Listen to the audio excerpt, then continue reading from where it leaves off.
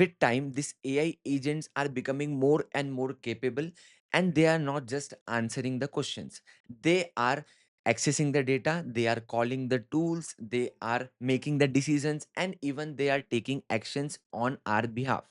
So, in this scenario where the AI agents are becoming more and more capable and they are running inside the production systems, who is there to define that what these AI agents are allowed to do? How do we actually monitor them? And how do we make sure that they operates within a defined boundary? In all these scenarios and related scenarios, AI governance become very critical, guys. And I am super excited to tell you that in this particular video, we are going to understand what exactly AI governance is, what is the difference between AI governance and AI security, and how do you think about AI governance for your AI agents. And not only think, guys, we are actually going to take a practical approach. I am going to show you some demos, interesting demos. I am going to explain you the philosophy of thinking of AI governance for your AI agents, and we are going to also implement a very good use case of AI governance for your AI agents, and we are going to take a example of LangChain agents. So I am Yash Patil. Welcome to my YouTube channel, and I hope you are super excited to learn about AI governance with me. This particular video is going to be around 2.5 hours, guys, and I have completely dedicated my all my efforts to explain you all these things. So I hope you will enjoy this particular video, and let's get started. So before actually starting with the AI governance, I want to tell you the need of AI governance. Okay, and that I am not making things up, and the need is actually there, right? So for that, I have already have some data points presented to you. So I have two research that I want to share with you. One is from Kiteworks and the second is from Deloitte, right? So these two research firms are very prominent firms, and they have done some research for 2026. Okay, and the research is basically related to data security and compliance, right? So the main title of this is AI adoption is accelerating. That is true. Governance is stalling, right? So how? So for that, I want to like point it out to a page number 45 of this particular research. So in this, they are explicitly telling that 55 to 63%. Okay, let me zoom in a bit. Yeah, 55 to 63% of the AI agents that are running inside the production environment, they do not have a proper kill switch. Okay, if the particular agent is misbehaving, they do not have a proper kill switch. Okay, there is no purpose binding which is there. Agent has more than required access to the system. Okay, and there is no isolated sandbox environments and all these things are there. So this is the high number, guys, because this actually raises the question, and this actually signified the need of understanding and implementing the AI governance, right? So this is the one point. I am going to also share this research to you so that you can also have some play around with it. So here is the research. Now the second research which I want to tell you is this research which is state of AI in enterprise. Okay, which is by Deloitte. Okay, and it is done recently in January 2026.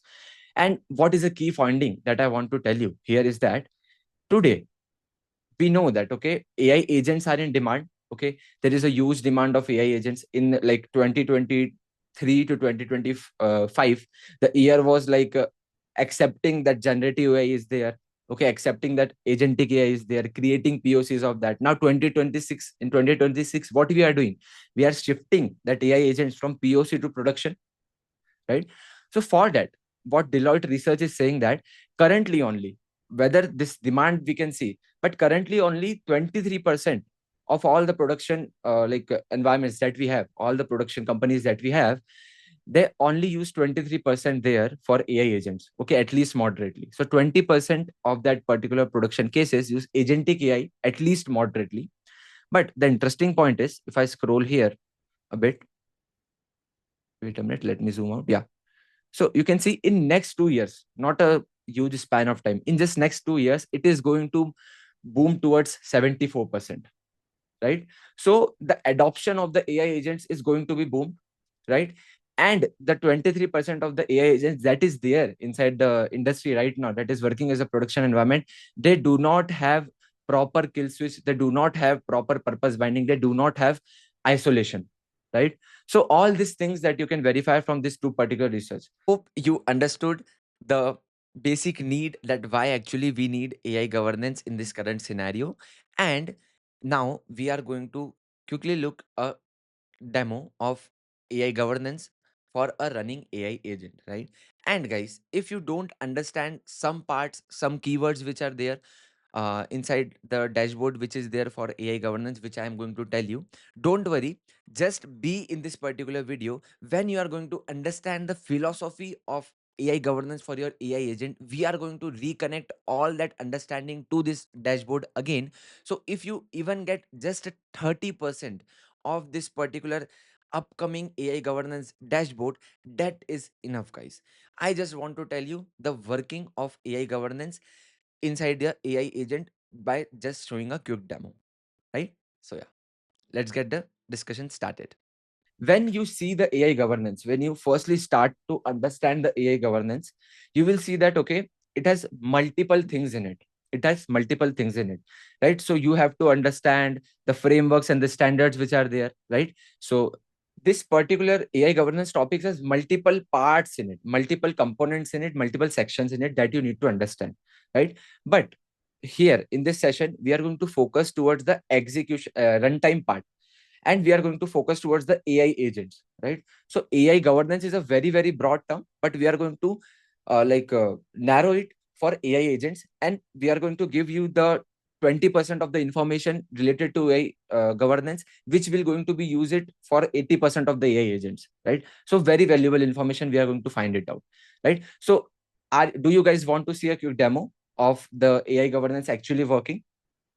I have that ready. I can show you, right? So here, if I go,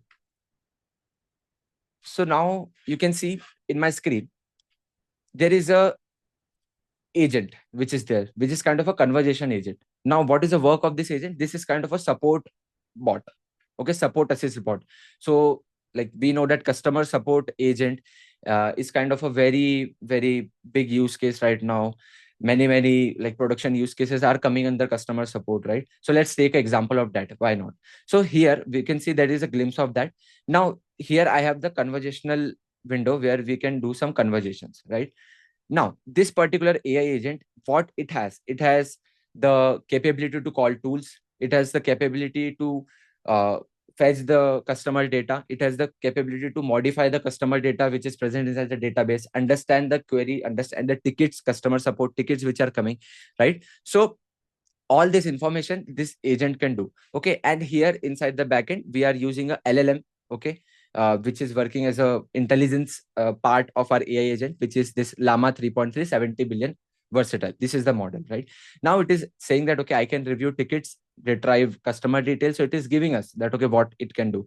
Now to save time, guys, what I have done, I have already created some presets for you. What is this presets? That, okay, this is the standard workflow presets. So, okay, approve support update, stay with customer, this is review only the ticket.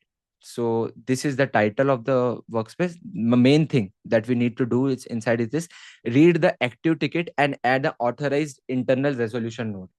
So where this particular customer support AI agent will be used, this customer support AI agent will be used to assist human support agents, right? So whenever some ticket is coming, okay, the human agent will going to use this particular agent to find out the information related to that, to find out what resolution which we can give. So the standard workflows which will this particular customer support agent will be doing, that is already presetted here. So if I click it, you can see that is directly entered here. So it is saying that, okay, review ticket number, ticket 11001, and add internal note saying all these things, right? So this is there. So this particular agent can do, right? So it has the access of a SQL database which containing some information about the users. Now there are some other presets also, which is send confidential plan personally. If I run this particular agent, so for like telling you, this is not only static. If I say just hi, okay, so it is going to give me some responses. Okay, the application has fetched the user data, please let me know. So the LLM is working there. Now if I give you the preset information, that, okay, this approve support update, so I am saying that, okay, review ticket this particular ticket number, add internal notes stating that duplicate charges is pending reversal, and the customer should receive an update within 5 business days. So we are reviewing this ticket. So the AI agent will review this particular ticket with us. It is going to have an internal note, okay, that is going to be stored inside our database, and we are going to also give an update to the customer that, okay, we will give you an update within 5 businesses. If I run this particular agent, now you can see we are getting the response. But the interesting thing is here we can see some governance evidence. What are this governance evidence? So this complete AI agent is properly governed on the runtime boundary with this particular dashboard, right? So this is a dashboard which is governing this particular AI agent. Now you can fit any AI agent which you are developing, which you are already using inside your production use case here, okay, and the common dashboard for the AI agent, right? So you can see there is one. Let me refresh this. Okay, so you can see there is a few runs which are already there. So this is the one which I have run. So you can see 3 available sessions are there. Okay, what is this events? What is this policy violations? Okay, what is this context snapshots, memory attempts, right? Everything we are going to understand why it is present there. So to understand this observability data, which is set up in such a way that we can have the AI governance there. Okay, you need to understand the philosophy of AI governance, but I need to show you the demo that, okay, what is there. So you can see some policies we have. We can see for this particular turn what policy is violated, okay, what is not violated, what policy is not exercised in that particular turn. Okay, you can see some complete token usage. Okay, this is also facilitating us observability, but not only simple observability, tool binded observability. Okay, so you can see we have this action which is called update support ticket. So what number of tools are like tokens actually consumed, right? So total tokens we can see, and then we have the complete sequence of what has actually happened. That, okay, agent first is registered, intent declaration has happened, context snapshot. So if you like see, we have proper observability data and which is aligned to a governance, so that we can actually relate this observability data to any governance framework which is present there, right? So this is the demo, guys, and this is the first step to actually build a complete AI governance for your AI agent. So yeah, guys, this was the quick demo. So let me also give you some other flows here. So let's play with it more. So you can see currently we have 3 runs here. Now, if I go again to my AI agent, I can say send confidential plan personally. So let me delete this thing here. If I say send confidential plan personally, what it is saying, read confidential plan, which is this particular document. Okay. Then email concise summary to this particular email. Okay. And give me the, so that it can be reviewed outside. Okay. The organization context. If I run this particular agent, what will happen? We are going to get this particular response which is in aligned to this particular request. But here if you go to the dashboard, you can see if I refresh, you can see we have this particular negative use case. So it is saying that, okay, it's kind of a negative. The sessions are increased. Okay, we can see what particular policies are being violated here, how many time. Okay, and then we have the what particular classification and all this data. So I will explain you what is actually happening when you are going to understand the AI governance philosophy. We are going to come again to this particular dashboard. I'm going to tell you everything, right? So that is there. Now the tokens is there. Then we have the complete flow which is there. So where exactly the AI agent gone wrong? It is actually showing us that, okay, at what particular context flow it has gone wrong, and what particular policy is actually violated, right? So now currently it's observe only, means kind of it is not actively preventing that, right? It is just observing and giving you the data that, okay, what is actually being happening wrong. Now some people are asking, is AI governance related to ethics? So yes, I will come up with a definition that, okay, it has the component of ethics, it has the component of safety, it has the component of to identify biasness.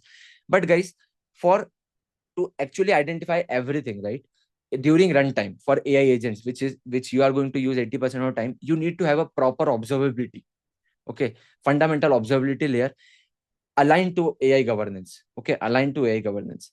Now this is about the quick demo, guys. You can also like explore this by going to my GitHub profile and going to this particular GitHub, right? So I hope you enjoyed the demo. And if you don't understand the complete points of this AI like governance dashboard, don't worry. We will come back to it when I am going to tell you the complete philosophy which is there for actually implementing AI governance for your AI agents. Then you are going to understand everything. What is this policies, right? What is this context snapshot which is there? Okay. So I am getting interesting questions. How it is different from guardrails, right? How it is different from like simple observability, everything. So we are going to explicitly discuss that what is the difference between AI governance, what is the difference between AI security, and what things are common between that, right? So just stay with me, just understand. You are going to get all the doubts cleared with you, right? I hope you enjoyed the quick demo about AI governance for our AI agent. If you get just 30% of it, that is enough, guys. We are going to come back to that again and we are going to connect your understanding with that further in the video. But now let's get some discussion around what is the difference between AI governance and AI security. Now let's talk about AI governance in a bit depth, okay? And understand what is actually being required. Okay, what is being actually being required and what are the things that you can just have a glimpse about, right? So you don't need to know everything about AI governance, but what things you need to focus on and how you need to think. So let's talk about that. So to make things simple, guys, when I was also researching about it, I see that okay, there is lots of confusion that okay, what should I study? Because if I start to study, if I start to understand each of the frameworks which is present there, each of the risk which is mentioned, that is a very hectic job as a part of a developer, as a part of a tech lead, right? So what we can do is, what we can imagine is, we can divide the AI governance in two parts, in two sections, right? So the one part is related to the technical side, technical governance and security side, and the second part we can say it as strategic and policy governance. So whenever I'm talking about AI governance during runtime, AI governance for AI agent, I am talking about this. I'm talking about this, right? And the particular demo that you have seen, right? This particular demo is the first step, is the first step to achieve this complete thing, right? You should have idea about it, right? You should have idea about it, which I'm going to tell you. I'm going to point you the resources. I'm going to tell you, but your major attention should go here. Your major development time, your major implementation time will going to go here. So you can see that the outcome which is coming from this particular technical governance and security, and the outcome which is coming from the strategic side, when we actually combine both, right? When we actually combine both, we get a trustworthy AI. Okay, we get a trustworthy AI. So I hope this distinction and this particular dividation of the AI governance philosophy is helping you to understand the AI governance in a more helpful manner, right? So let's also quickly see the definition of that, what AI governance definition says.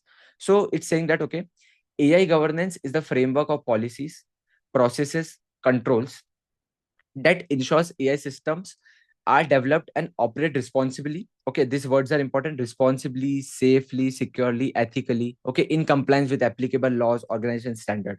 So, some part, like for example, the policy definitions. Okay, what policy should be there? What processes will be there inside the complete AI, like complete production case, all these things. So that is going to be defined here during the strategic case. But the technical side, the actual implementation, whatever is actually being needed inside our AI agents, that is going to be done by the implementation team, by the developers. It's kind of a developer's job, right? So this definition will going to be get more clear when we are going to understand the difference between AI security and AI governance, and how AI, what part of AI governance will sit inside the for AI agents, right? So I hope this is clear. The definition, I know it's not that clear, but it is going to be clear with session, right? Cool.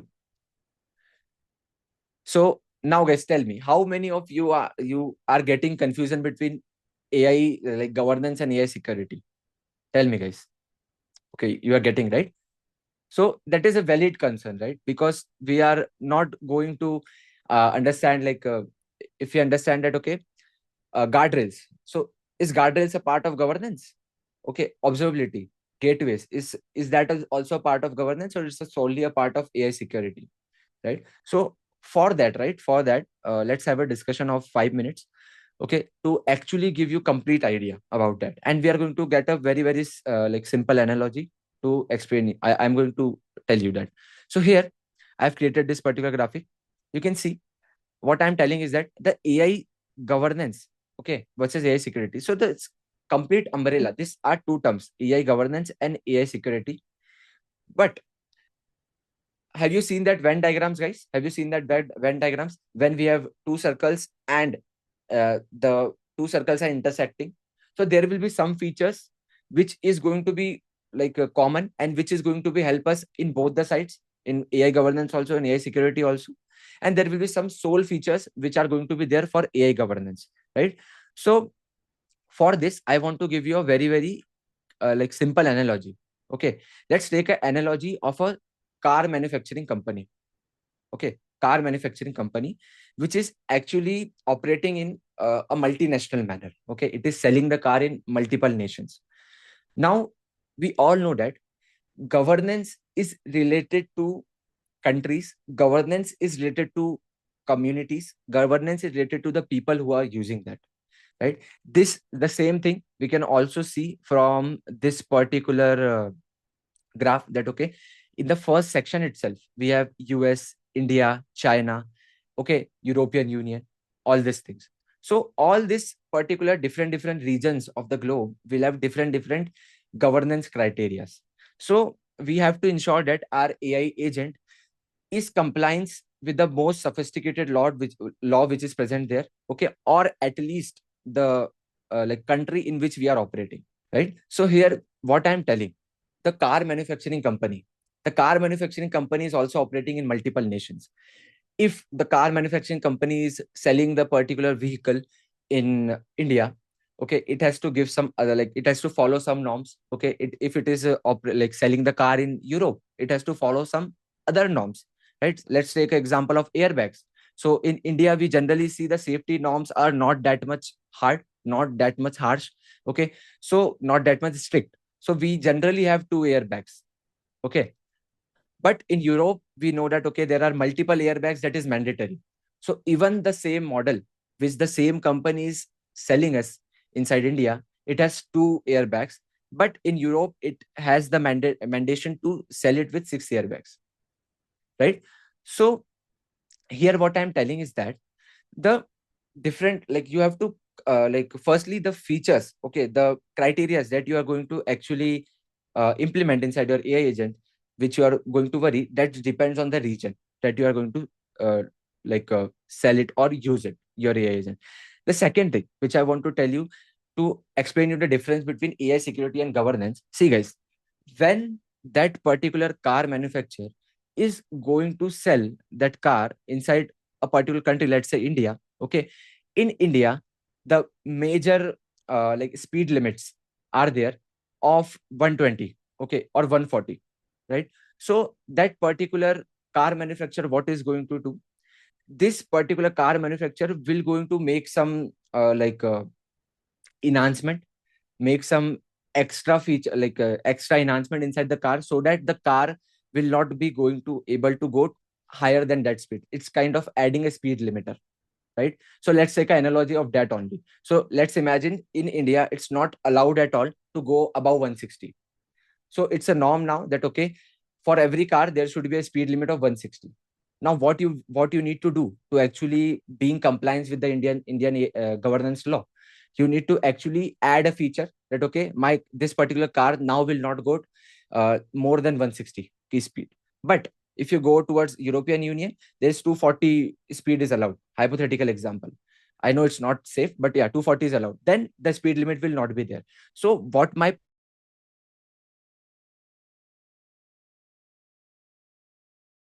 going to change, okay, the risk which is present, the laws which are present will going to change according to the region, according to the community. Accordingly, you have to make some changes inside your AI agents, inside your car that the company is selling, right? So that is a one thing. Now, to have the like ability to check that what is the speed of the car? What is the basis necessity, guys, that should be there inside the car? Tell me. If you are if you are listening carefully, you can tell how you will actually measure that. Okay, my car is not going like faster than the speed limit which is present inside the road. Where you will look? Speedometer, right? Exactly. So the speedometer is an essential part. Now imagine you are building your car, but there is no speedometer in it. Will this particular car will going to use for any of the meet any of the governance compliance? And will it going to however whatever good car you will make, will it be able to sell inside the countries? Any countries? No, right? So speedometer is a fundamental feature which should be there inside a car. So you can compare this speedometer with observability. So imagine your AI agent without observability. And without observability, you are trying to implement that inside your AI agent. Sorry, enterprise environment. So it will not make sense, right? The AI governance laws which are there, that all are built and that all can be followed if you have observability, right? If you don't have observability, the laws will definitely reject you.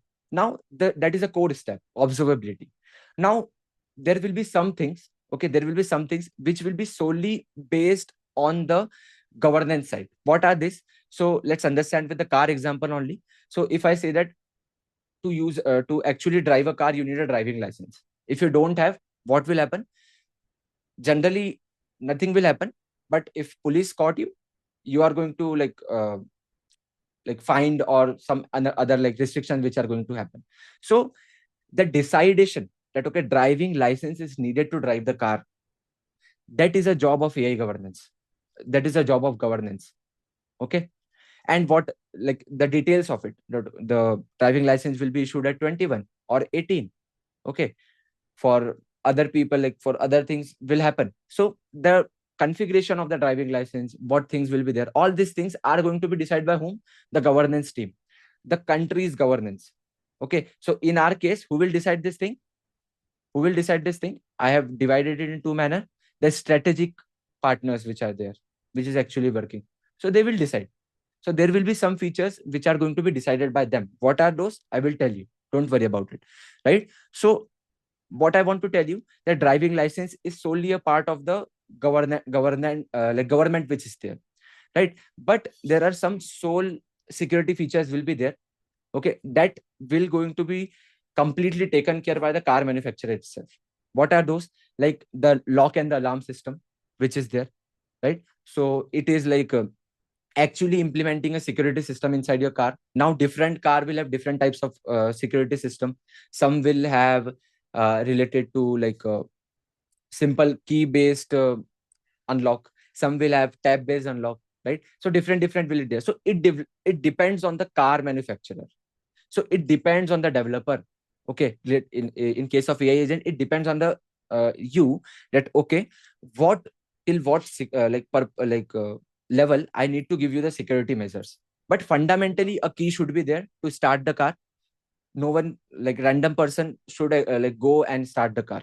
So this is the feature which solely comes towards the AI security side, right? So there are some things which are solely there inside the governance side, some features which are solely there for the security side. Now we have some features which are acting as a bridge. Okay, which are acting as a bridge, which are giving us proper security measures also, but they are also helping us to get a good AI governance acceptability, to actually build a safe and secure and less harmful car for the society. So what are these features? So if we talk about our AI agents, we can say evaluations, right? So see, if you have evaluations inside your car also, we will do evaluations. How many of you have seen that NCAP score? That okay, this particular car has got 4 star, this particular car has got 5 star, this has got 2 star. For example, some government in the nation told that okay, we will not accept any car which has NCAP score less than 3 stars. What will happen? What will happen? That car will not be able to sell inside that particular country.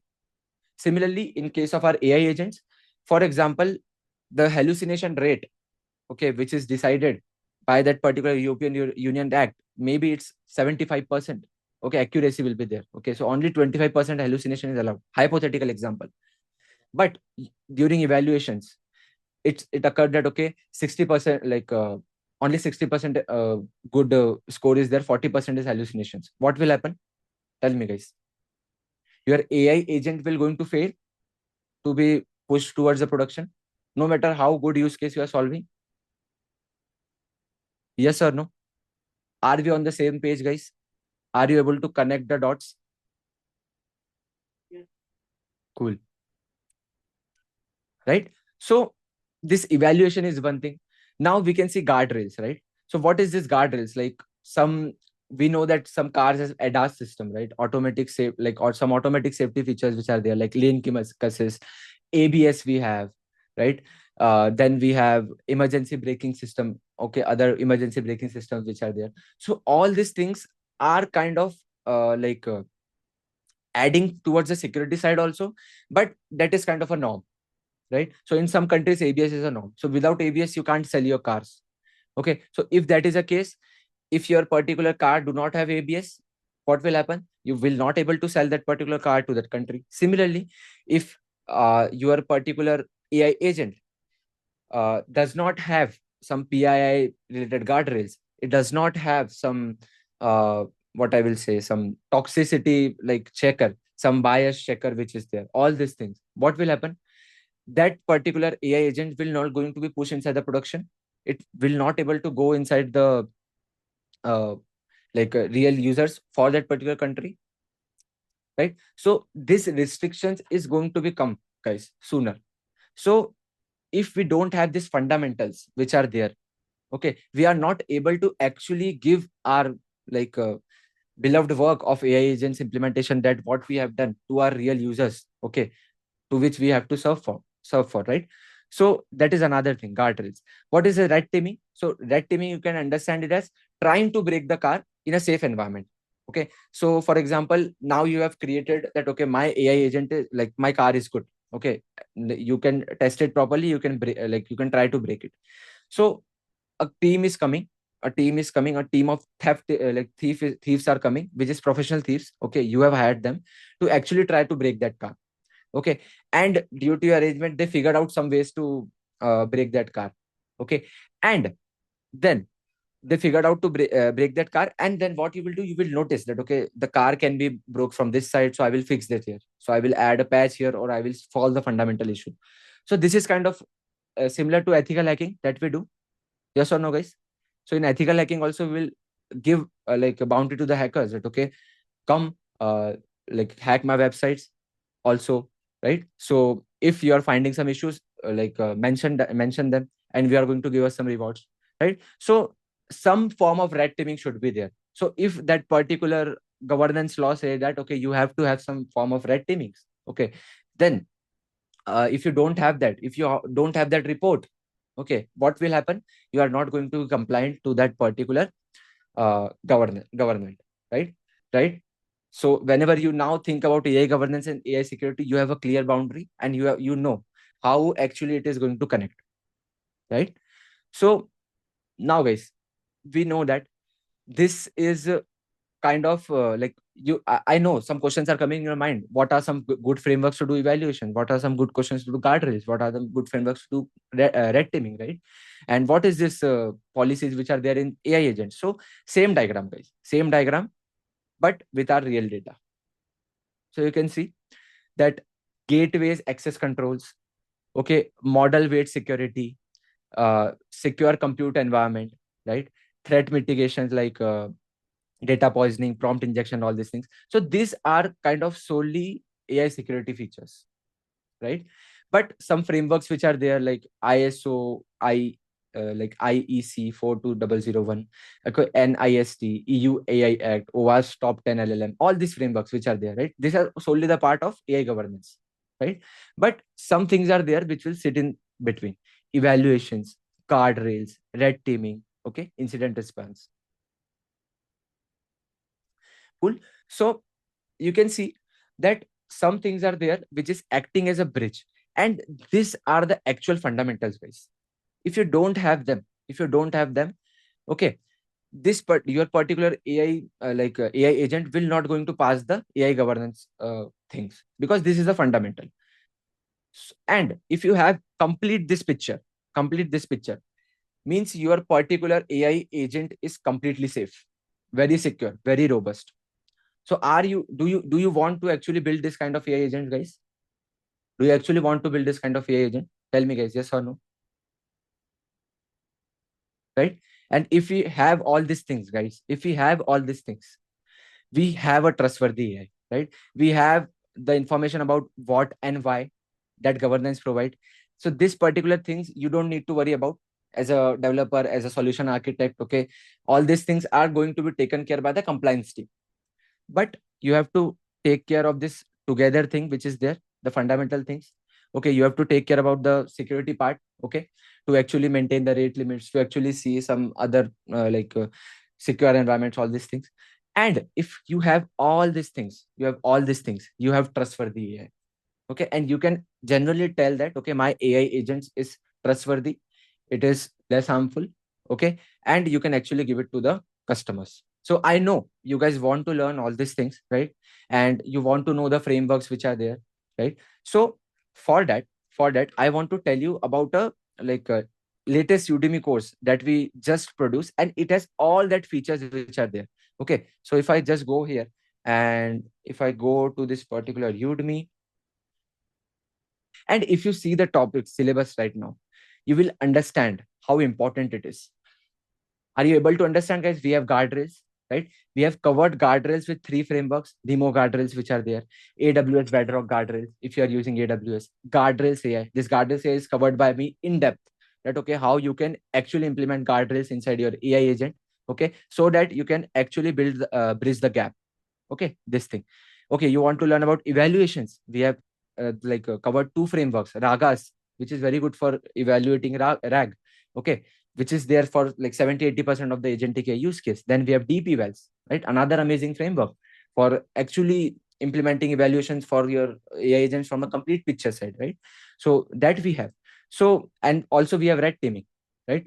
So that we can see. And on the fundamental side of it, guys, if even if you like implement deep evals, all these things, the fundamental is observability, guys, right? The trace you are actually observing, right? All these things. So firstly, we have actually talked about that observability. So we have talked about what is observability, why it is important, observability with langsmith, observability with pydantic logfire. These are amazing frameworks, guys, which actually provides you a very flexible form of observability, right? So I will give you this particular course link. So did you find this particular course interesting, guys? Udemy course, because we have worked like lot, we have researched it properly, and we have like provided you complete comprehensive information in a very value packed manner, right? So yeah, we were working like for 1 to 2 months and finding out a clear solution. So yeah, so let me go again to the whiteboard. Yeah, so I will share you the discounted link also.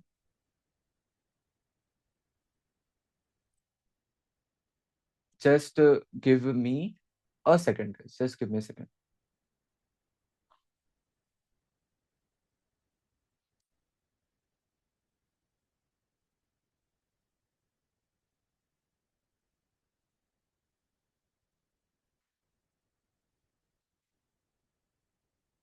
I'm just figuring out the link which is there.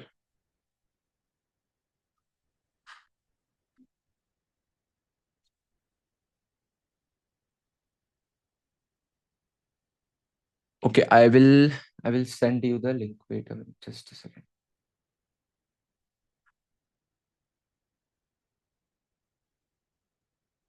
Hmm.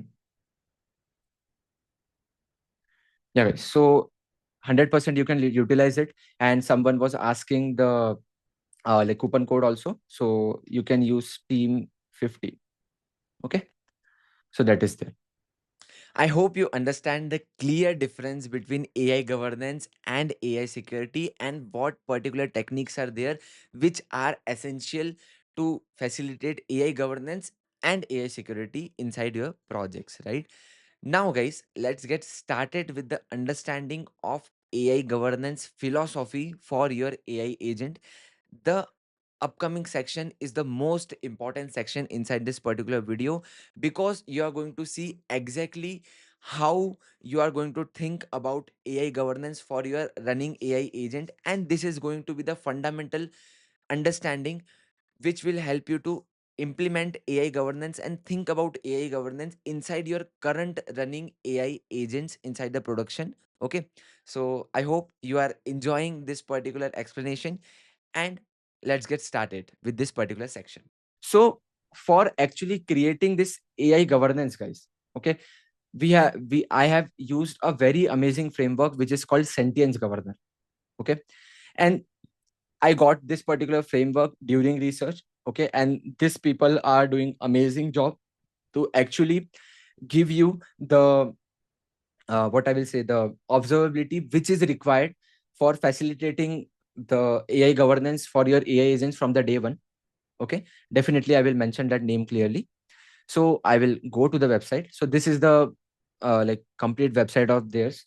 So, and also, guys, the amazing part which I found about them is the implementation of the like Sentience Governor for facilitating the fundamental observability of AI governance is very very easy. Okay, so that is a one part which shifted me my like preference towards it. Okay, so this is the PyPy package which you can directly use, okay, inside your during your development, and you can have some amazing features out of it. So we are going to understand the philosophy of AI governance for AI agents during runtime by taking example of this Sentience Governor complete execution case, right? So are you guys excited to do that? Because it is going to require some attention from you guys. Also, I want to tell you that this is also going to be help you during vibe coding. Okay, so this you can directly use it for PyPy package, and if you go to this website, if I go to the documentation, it can be used with Claude Code, your coding agents. Okay, so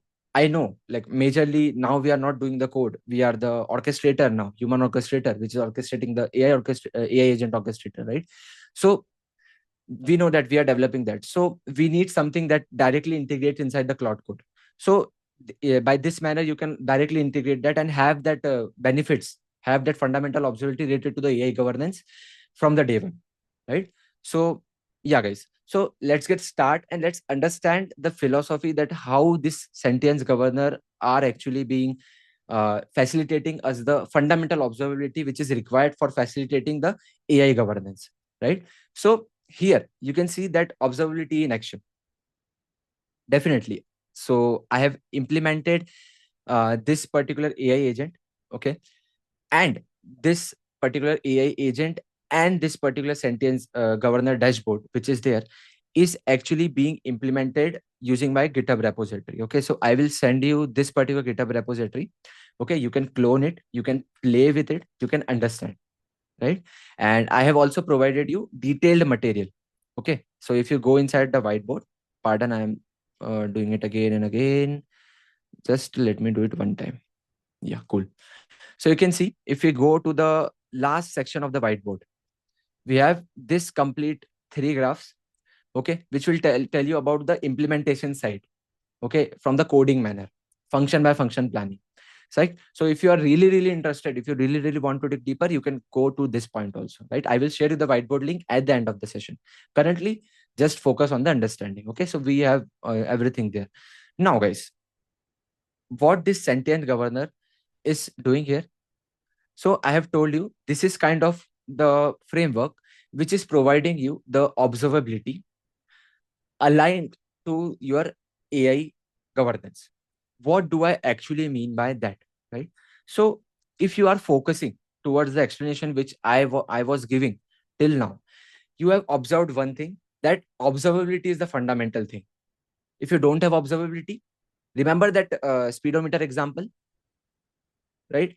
Without speedometer, the car is useless to be compliant with the governance law. Are you agreeing, guys? Yes or no? Right? So in our AI agent also, if you want to implement all these features which are there, which we've seen, right? Which we've seen that, okay, the, yeah, the evaluations, the card rails, the red teaming, everything. Okay. This particular features sit on top of observability. So observability is the first step. And then you will move your AI governance implementation journey to your next step, right? So I hope you are understanding that why observability is the fundamental. Now, how this particular sentience governor think to actually give you the observability in the first place. Okay, that particular thing can be easily understandable with, if I take a very simple analogy, right? So I like to teach with the help of analogies, guys, because if the analogies are like sticking perfectly with the concept which we are taking, right, we can remember and reason the concepts in a very well manner, right? So I hope you like that also. So this particular analogy, what I am taking here, is kind of a secured office building, okay, which is there. So this is a office building which is there. You can take any office buildings, like for example Google, or maybe Microsoft office buildings. So if you have anytime visited this particular buildings, these buildings are very secure, right? So even if you want to enter inside that buildings, you need to provide your identification, you need to provide your purpose, you need to provide your intent, okay, why you are coming here, right? You need to have some referral, like all these things. So you can understand these things, this particular philosophy, with the help of this simple analogy. Imagine your AI agents, guys. Your AI agents are similar to the visitor who is trying to visit inside the secured office building. Why I'm saying like that? Your AI agent has the capability to call the tools. Your AI agent has the capability to reason on top of the data which is given, right? Your AI agent has the ability to extract the important data out of your secured environment and do some action, right? So it is very analogous to a unknown visitor which is trying to visit in the secured office building. So if we actually understand how the unknown visitor is being governed inside the secured office building, we are going to connect that particular thing to our AI agent, right?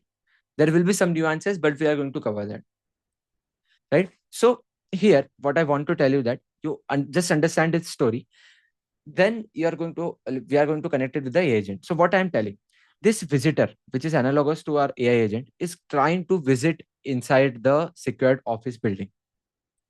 Now, what is happening here? Before visiting, whenever you will visit a secured office building, you will have some kind of security reception, some kind of security ask. What they are going to do, you as a visitor, they are going to ask you some identifications. They are going to ask you why you are here. They are going to ask you who are you, right? All this information. So they are going to ask you what is your intent of coming here. They are going to ask you what is the task that you are going to do here, okay? What particular entry inside the rooms which are present there, what particular section of the building is going to be allowed to you, okay? And inside that, what particular rooms are allowed, okay? So imagine multiple departments and multiple building, okay? So I am there for some purpose, so that particular department building I only have the access to, right? So before even going inside the buildings, we are actually identifying all this information, we are actually mapping all this information to this visitor, and we are mapping that with the ID card. How many of you can relate, guys, that this is happening, this has happened inside the office entrance and all these things? So we can see that the visitor is just going to go inside the building. We are asking that, okay, what particular task you are going to do, what is your intent, all these things. Why we are not asking the same to our AI agent? Because AI agent has the capability to actually call our database calls, to actually do some in like do some actions, to actually take out important plans, all these things, right? As we have seen in the demo also, right? We have seen in the demo that it was doing that. Also, if you want some real life example, so if I open my codex, okay, so this I also open for you to actually tell you about that. So you can see what I'm telling inside my codex. I'm saying that, okay, I have this particular 512 GB of storage capacity in my Mac, but it's showing only 14 GB is available. Can you tell me where is the majority space is being captured? It has worked for around 9 minutes 23 seconds. You can see the complete reasoning tokens which are there. You can see what particular file it has accessed, and it has given me a detailed information. What it has done, it has actually performed some action inside my personal computer. Okay, now imagine this codex become fishy and like transferring some important information for like for wherever I am working and sending it to some other users or some outside environment. Is this safe, guys? Tell me. No, right? So here it is acceptable. Why it is acceptable? Because the first thing is I have given a full access to it, right? But here I can also say ask for approval, approve from me. This is kind of a human in the loop. But I am talking about the next level. That okay, before even actually touching the real capabilities of the system, the real knobs of the system, you are defining your intent, you are defining your boundaries, you are defining the tools that you need, right? Before even going to execute anything. So what my point is that why sentience governor is actually interesting, that this sentience governor is actually working towards your execution boundary. Wait a minute, I have that interesting diagram, yeah, here. So you can see what I'm saying, that your generic AI agent is there, your sentience governor is sitting on top of it and actually giving you all the observability data right now. And where it is actually capturing the observability data, it is actually capturing before the agent touch the execution boundary. What do I mean by execution boundary? Means the creation of the data, like the manipulation or the reading of the database, reading some tickets, fetching some profiles, writing inside the memory. Okay, memory is also one of the important thing, right? So for example, the agent has not sent the confidential plan to the mail, but it has kept it inside the persistent memory. It's not a good behavior, right? So we have to watch that memory also. External API, it's calling, it's doing some web search, all these things, right? Create, update, delete operations. So before even doing all these executions, before even doing that, we are asking that, okay, please tell that what is your intent. Okay, based on that, we will restrict your access during runtime. This analogy now makes sense, right? This analogy now makes sense that this sentence governors actually going to access any functionality, the visitor, okay, any functionality, any rooms, we are actually asking for all these particular things which are there. Okay, and these things are already present inside the sentence governor to directly use. Now when this visitor is going to enter, what the sentence governor will do, it is going to create an identification card, that okay, this is your identification card. Based on that, you can access all these particular rooms if it is like allowed. So here, if we go to our dashboard, we can see that this is a complete context journey, the AI agent journey. What is actually the first step, guys? Can you see that? The agent has done a registration. It has told what, like what is the name of this particular AI agent and what is the capability it has, right? What is the capability it has? Then it has done the intent declaration. Review the like what was the intent? Review the unreleased launch plan for internal supporting brief. Okay, and then based on that, we have taken a snapshot. So this intent declaration and agent registration, this and the taking of the snapshot out of it means like keeping that particular information inside our observability data, okay, will act as an ID card for our AI agent. That okay, you are here for like reviewing the unreleased launch plan, but why are you deleting the database information? Right? So all this information, all these contradictions can be cached later when the agent is actually doing the execution. Yeah. So this sentience governor that we are using is open source. Okay. But as we know, all that tools that we are using, all that frameworks that we are using, they have different versions, open source, enterprise. So I'm also going to tell you that okay, where the open source is restricting and where the enterprise is starting, right? But the fundamental you will have, guys. After that, you can build on top of you because you are all our developers. You know that, right? So I guess this makes sense completely that why this sentience governance is happening there. Now, what I want to tell you is that we have another component which is there, which I was again telling you when we were uh, moving towards the seeing towards the demo, right? We have seen that we have policies, okay, and why I am all only kept policy 1, 2, 3, 4, 5, right? Not more than that, not less than that. Why? Because these are the fundamental policies, okay, which is actually governing the AI agents inside the space, and this is fundamental to the operation of all of the agentic AI use cases that is there, right? So that fundamental policies are just five. Okay, and if I like, I will explain you that why, where it is happening, all these things. But you can see, first policy is intent before mutations, means whatever change you are doing, AI agent, you have to declare the intent. If the intent is not declared, the policy will say this policy is not properly, what I will say, passed. Okay, and we can see the violation. Similarly, we have other policies also: register before tool access, classify before context use. Okay, so what do I mean by this policy? Okay, and how it will actually help us during execution. Okay, so let's understand. So here, if I say that this visitor, okay, this visitor is gone to the sentience governor. Now this sentience governor, which is our receptionist, security receptionist, are given as a ID card. This ID card covers all this information.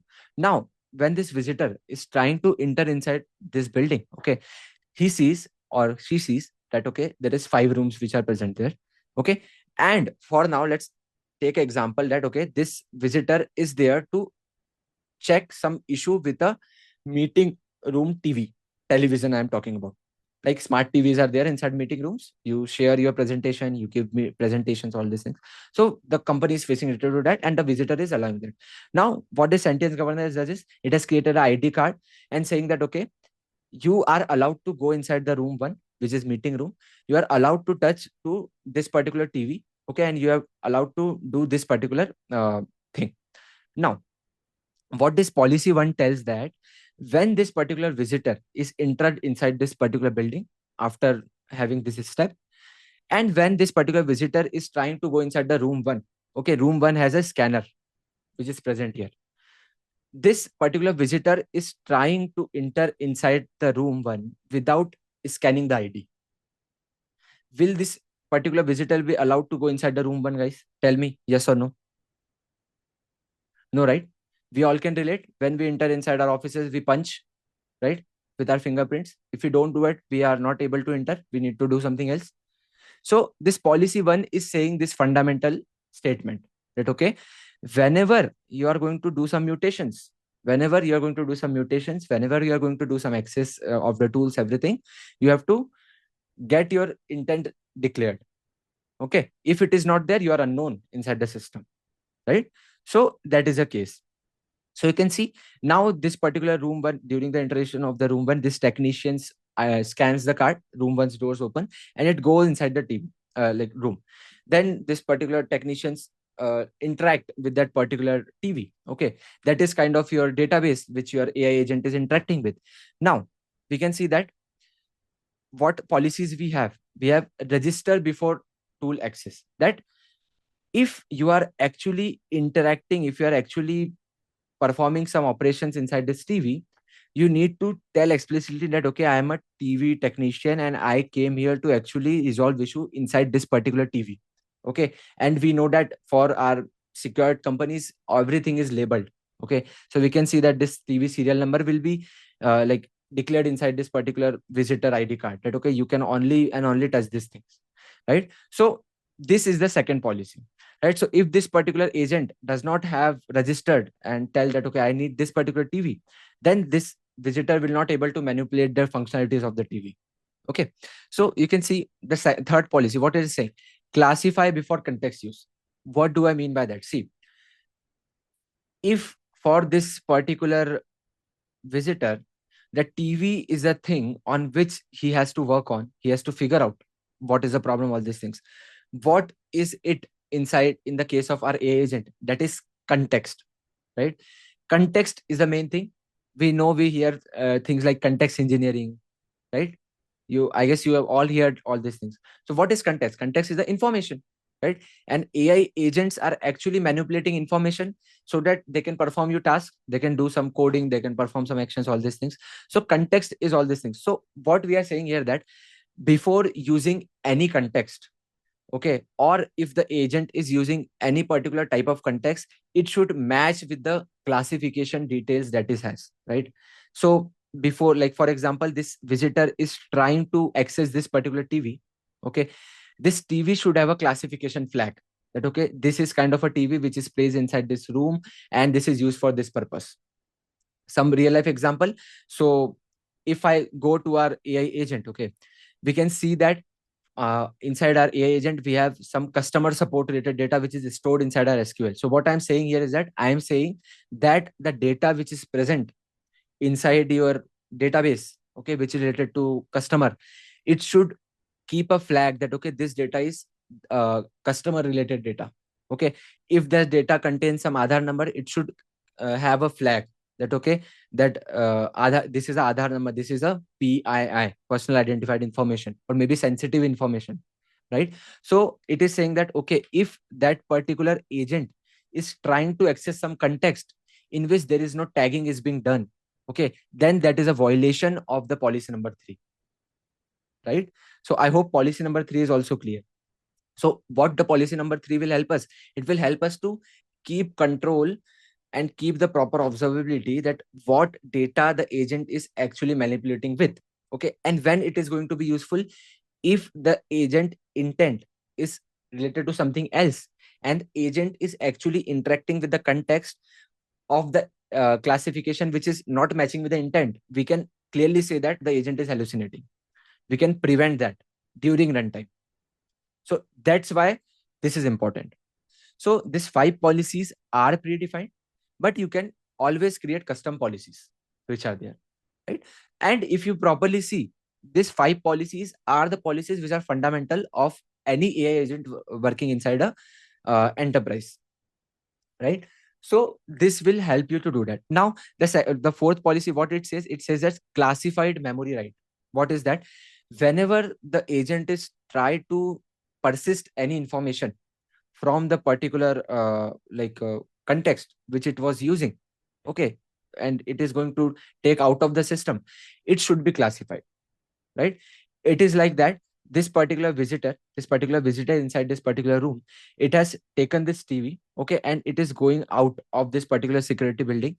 But the thing, when this particular policy 4 will going to get violated, that this TV has not classification tag that okay, which TV it is, where it is belong to, does it belong to this particular office or not.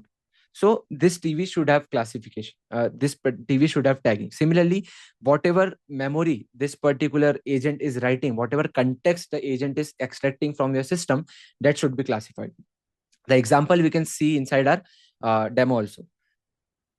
So if I see that, okay, I'm clearly mentioning this particular example, which is store personal identified information inside long-term memory. Okay, if you go towards our governance dashboard, you can see for the particular run, there is no run on that, right? 4 runs are there. If I go to this, what I'm saying, review the ticket number, this particular identifier, fetch the related customer profile, draft a concise support response, and remember the customer's social security number in long-term persona memory for future call. Here, for demonstration purpose, I'm explicitly writing that, but during the reasoning step that your agents will going to do, if you see my codex also, if you're seeing that it has worked for 9 minutes, okay, your agent can work for 30 minutes. During the reasoning step, it can decide that okay, I should persist this information for your memory. If you continuously use Claude or codex, you see that okay, I am persisting this information inside your memory. So whenever these things are happening, sentience governor telling that it should be classified. Okay, so if I run this particular agent, it is going to give us some information that okay, this particular ticket is reporting two charges for their June subscription, okay, and finally the application remembered the customer security number in the long term persona memory of future call, which is not acceptable. Now we can see that this particular thing is working, okay, it is happening, the agent is doing his job, but we can clearly observe this thing when we see the particular thing inside the observability dashboard. Let me refresh it, right? If I go see store PI in long-term memory, if you see that, now what is happened, guys? The policy 3 is saying that okay, violation is recorded. Policy 4 is saying memory classification and retention is there. So whatever things are actually being stored inside a long-term memory, it was not classified. So it is violation. And you can see the complete snapshot that what is happened in what particular manner during this particular trail. right? So firstly, the agent has registered itself, intent declaration, scope is asserted that, okay, what particular tools I'm going to use. Will I'm going to I'm going to use the read ticket history data to actually find out what customer it is, all these things, right? And then we can say that this particular context snapshot. So whenever some execution boundary thing is happening, like whenever some tool calling is happening, whenever some intent declaration is happening, we are taking context snapshot. What is this context snapshot? This is a detail which you are seeing here, right? The observability detail, which you are going to use to facilitate guardrails, which you are going to use to facilitate evaluations, all these things, right? So you can see, and you can clearly see where the policy, which policy is actually violating. Now, if you have some custom policies which you need to be there, you have that power to do that. The fundamentals is already there, right? The complete intent declaration to the complete context snapshot featuring all these things. Now you can play with it to manage it to your custom policies. Cool, guys. So there is a fifth policy also, no authorized sensitive escalation. What do you mean by that? If we have seen, if we have seen that you are responsible to, like the visitor is responsible to repair the TV. Suddenly, after some 1 to 2 runs, the visitor is accessible, can access the room 2, room 3, room 4, room 5 already. This is unauthorized escalation. Unauthorized escalation. So if this particular policy is violation, we are going to say that, okay, this particular AI agent has declared the intent that, okay, I will do this only, but it is accessing room 3, room 4, other rooms also, right? So is the context snapshot a cached information? So no, it is actually storing inside my local also, and you can store it inside the particular uh, observability artifacts that you are maintaining, right? So it is not a cached information, because the context snapshot is a fundamental on which you are going to generate the observability, right? Show your inside the dashboards, right? Use it for auditing, all these things, right? So yeah, guys. So what I want to tell you guys is that the fundamental questions which should be there, okay, which should be answered whenever a AI agent is actually touching the execution boundary, are following. Okay, so whenever your AI agent is actually touching the execution boundary of your code, okay, you have to ask, who are you? Okay, what are you trying to do, and are you allowed to do that? Okay, and what data are you touching, and where it is going, right? So these three fundamental questions, and the particular sentience governor provides a sufficient observability to observe the answers, okay, and to actually prevent them also, right? So these three are the fundamental questions. These are the very, very basic fundamental questions which should be answered if you want to facilitate AI governance during runtime for your AI agent, right? So who are you means what is your this information, what is your intent, who, like what particular agent you are, all these things, right? So if we go towards our observability dashboard, you can see it is defined. Who are you? Customer support agent. What is my capability? I can call this particular tools, okay, and I can have the I want information from this particular customer, right? Then what are you trying to do, and are you allowed to do that? So I am allowed, I'm trying to do this particular review the ticket and customer profile to pass a support response, right? So I'm trying to do this thing. Are you allowed to do that? So that we are going to figure out when we are going to cross check the policies, right?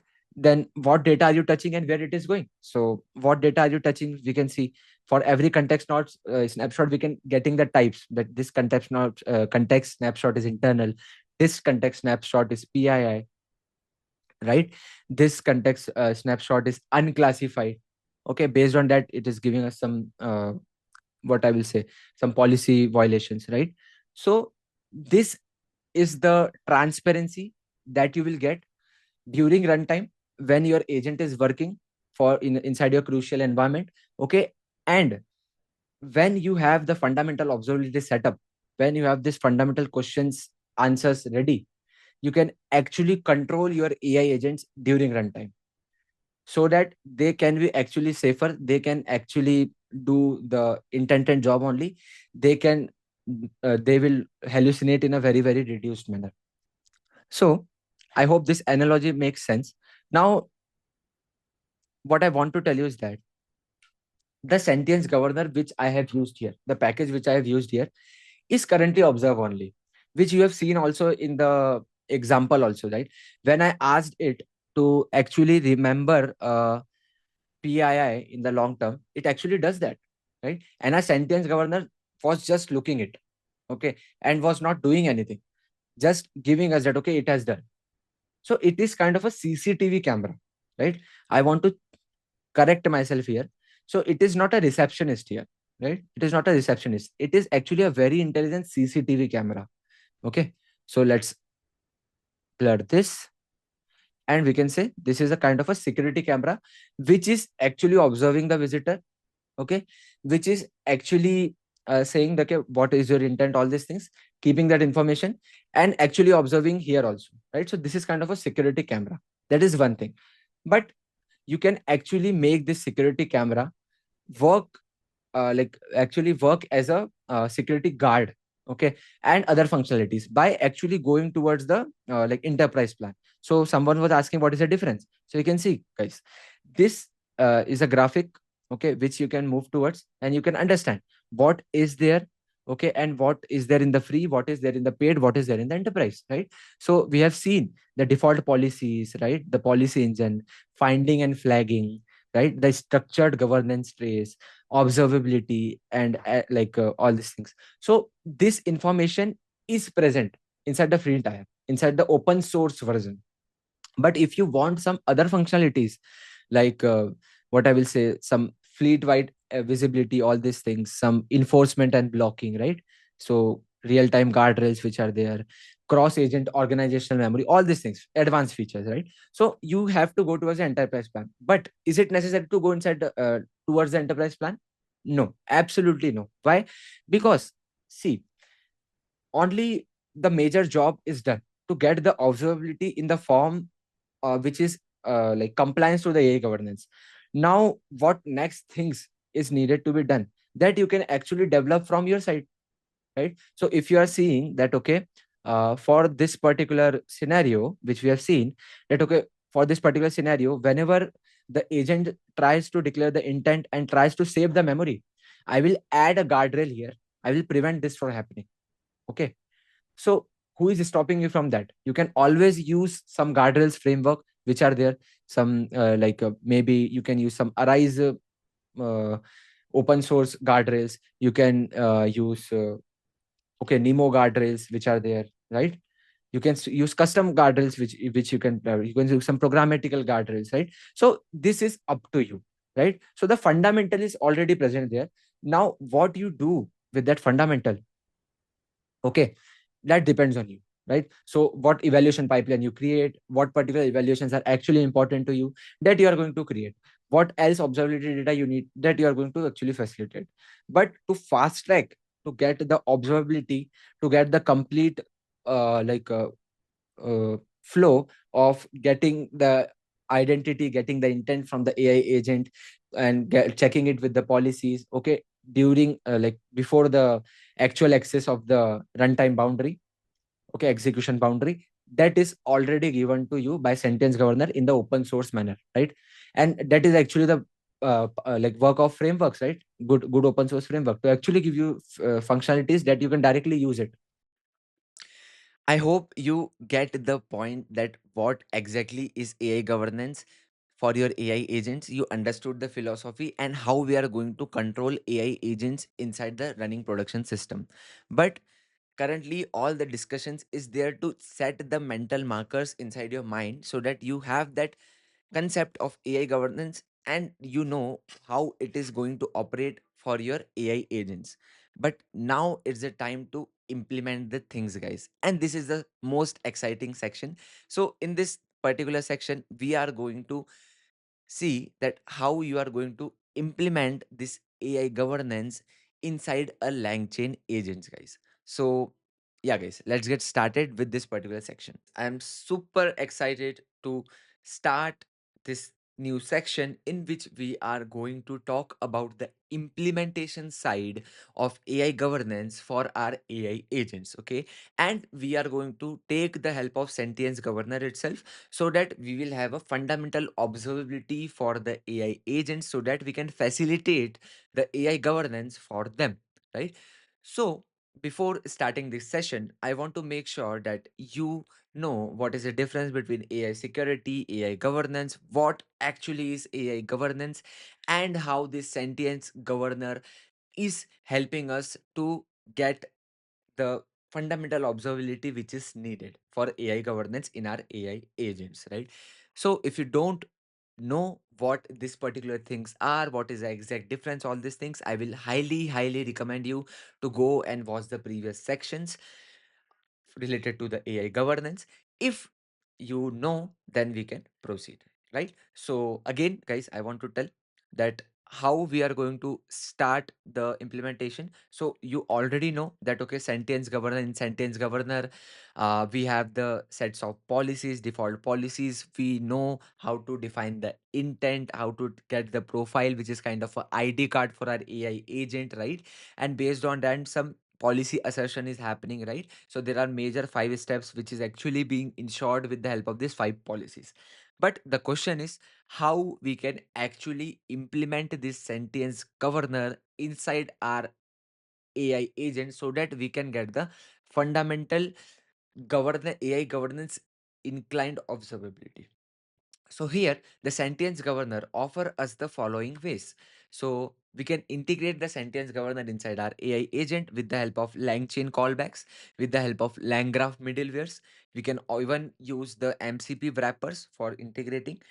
Also we can have the Claude code hooks, right? So from where I am telling you this, so if you go inside the sentience governor documentation, you have everything present here inside the install section, right? So you can always go ahead and look into it to get the understanding. So you can go to install, you can understand how it is happening, you can go to quick start, you can understand where everything is happening. But see, in the major thing, we know that LangChain is a very popular framework and it is getting used multiple times in multiple use cases to create your AI agents.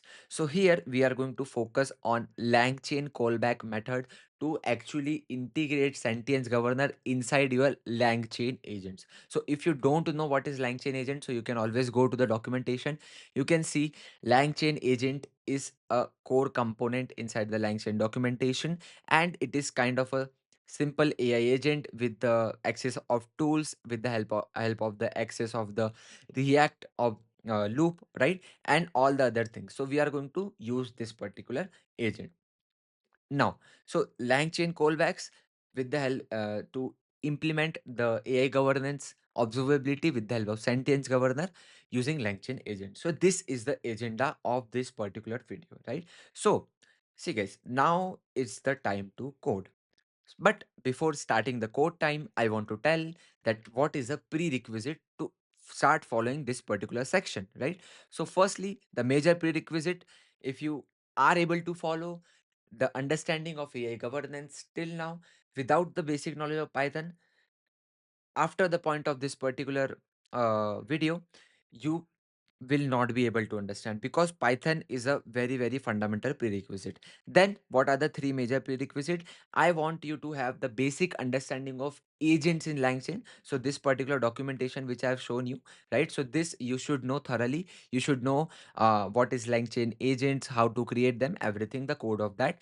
Then you should also know the tool calling inside agents. So how the tool calling work, how actually is the agent are capable to call the tools, when they will call the tool, what are tools, like everything. So that also you want to understand. So inside the agent LangChain documentation, you can go to the tools and you can have the understanding, but this is a prerequisite. Then the other thing is the super interesting thing inside this particular video, that we are going to see and get the feel of the next step, that we know that the sentience governor is kind of a CCTV right now, the open source version that we are using, that it is very good in giving you the observability which is inclined to the AI governance. But how you can use that particular observability, that policy violations that are going to pop when some violations is happening, how you are going to use that. So we are going to have the notification of policy violation, and actively we are going to implement a guardrails. Okay, so for that we are going to use guardrails AI. Okay, and we are going to have a particular validator which is called toxic check validator. So for that I want you guys to have a understanding of guardrails AI, and especially what are validators in guardrails AI. So I will highly suggest you to go and take a look at this particular guardrails hub. Inside that we have variable multiple validators, so have the understanding of what is particular uh, validators. So if you go here, what is validators, what is the guard, right? Basic understanding of all of this is absolutely necessary to understand this particular section. So all these four prerequisite, if you have, if you know, so then you are capable, you are able to follow me from this point of the video. So yeah guys, let's get started with the code time, right? So what we are going to target inside this code time, exactly to tell you that, firstly we are going to see how the AI agent plus sentience governor is going to work together inside our LangChain callback. So I have created this beautiful flow chart, which I am going to tell you, I am going to explain you. Then we are going to see that this particular AI agent plus sentience governor working, how we can add a active guardrail there. So this particular diagram we are going to understand, right? Now let's jump on to our IDE and let's get the coding started. So if I go here, this is my ID and it is currently an empty directory. Inside that, I have already created a notebook.ipynb. But does it have a code right now? It does not. It just have the explanation of what we are going to build, right? So why I have kept this explanation? So that you guys can follow along on your own while just reading this particular notebook. I am going to explain you the complete code. I am going to write the code along with you to properly explain you. But for better revision, for better digging deeper, you can directly use this particular notebook. All the explanations are there in a proper sequence, when to do what step and why we are doing that step, right? So we are fully prepared with that. So here in the inside this particular notebook, we are going to start the coding. But as we know, before even starting the code, we need some dependencies so that our code can run, right? So here, what I am going to do, firstly I am going to create a virtual environment. So I will quickly open my terminal. Inside this, I am going to use the UV package manager. So I am going to say UV VENV. What it is going to do, it is going to create me a virtual environment. That is very basic thing to do. Now, to actually install the dependencies inside this, firstly, I am going to activate this particular virtual environment. This is very simple Python basics. So for that, we will write source dot venv bin activate, right? If you want to know the Windows command of the equivalent, I am using Mac here. So if you are on Linux or Mac, you can follow the same. If you don't know, just put it inside the chat GPT, ask Windows equivalent and add that particular command. That is super easy, right? So let me keep the particular environment activated. Now we need the list of dependencies that is actually being required to run this particular notebook. For that, I am going to create a new file, which is our OG file, which is requirements.txt. Okay, inside this requirement.txt, I am going to list all the particular requirements that is needed. So let me list all of them and let me help you to go through it. So see, inside these dependencies, we have LangChain, LangChain Grok, LangChain Community. Why we have this? Because we are going to use LangChain agents, LangChain Callback, and we are using Grok as our LLM. DuckDuckGo search, Sentience Governor, we know. DuckDuckGo search, why we are using? Because we are going to create a AI agent which has accessibility to do web searches, right? And DuckDuckGo is a very simple to understand library which helps us to do the same. Pandas we are going to use for better visualization of the data. Jupyter, because we are working with notebook, right? And then this particular more package. So this is also a like a kind of friend package with the DuckDuckGo search. So this is facilitating us the DuckDuckGo functionality. Then we are going to use guardrails here. Obviously, you know why. Then this particular rich transform and hugging face we are using so that we can use the validator, which is called which is for detecting toxicity. So these are the supporting dependencies for that. So I hope the requirements are now clear. Now let me install them inside the virtual environment that we have created. So I am going to say UV pip install -r. So let me zoom in a bit if it's not properly visible. So here after zooming in, I will say pip install -r requirements.txt. Now after installing all the packages inside our virtual environment, I am going to clear the console and I am going to close this particular terminal. Now, if we go inside our virtual environment, we have all the dependencies which is needed. So let me close this requirement.txt now, and let's get started with the notebook.ipynb. So we know that we are working with the notebook for so long. We know we need to choose a Python environment. This is the Python environment which we have just created. Now, here, what I am going to firstly do, if we go here, firstly, that we need to install the dependencies, which is already done. Now, we are going to bring the API key of what? Of the Grok API key, because we need the LLM from Grok itself. So I will go to this grok.com. Here, I am going to click on the start building. After that, I will go to API key and get my API key there, right? So I have already copied my API key. Let me put it there. So for that, we need to write some code. So let me write that required code here. So I am going to say import the OS. Here, after importing the OS, I am going to say from get pass, import, get pass, and then os dot environ get pass. But here I am going to say enter your Grok API key, right? So let me write the name as same. That doesn't make difference, but let's do the properly.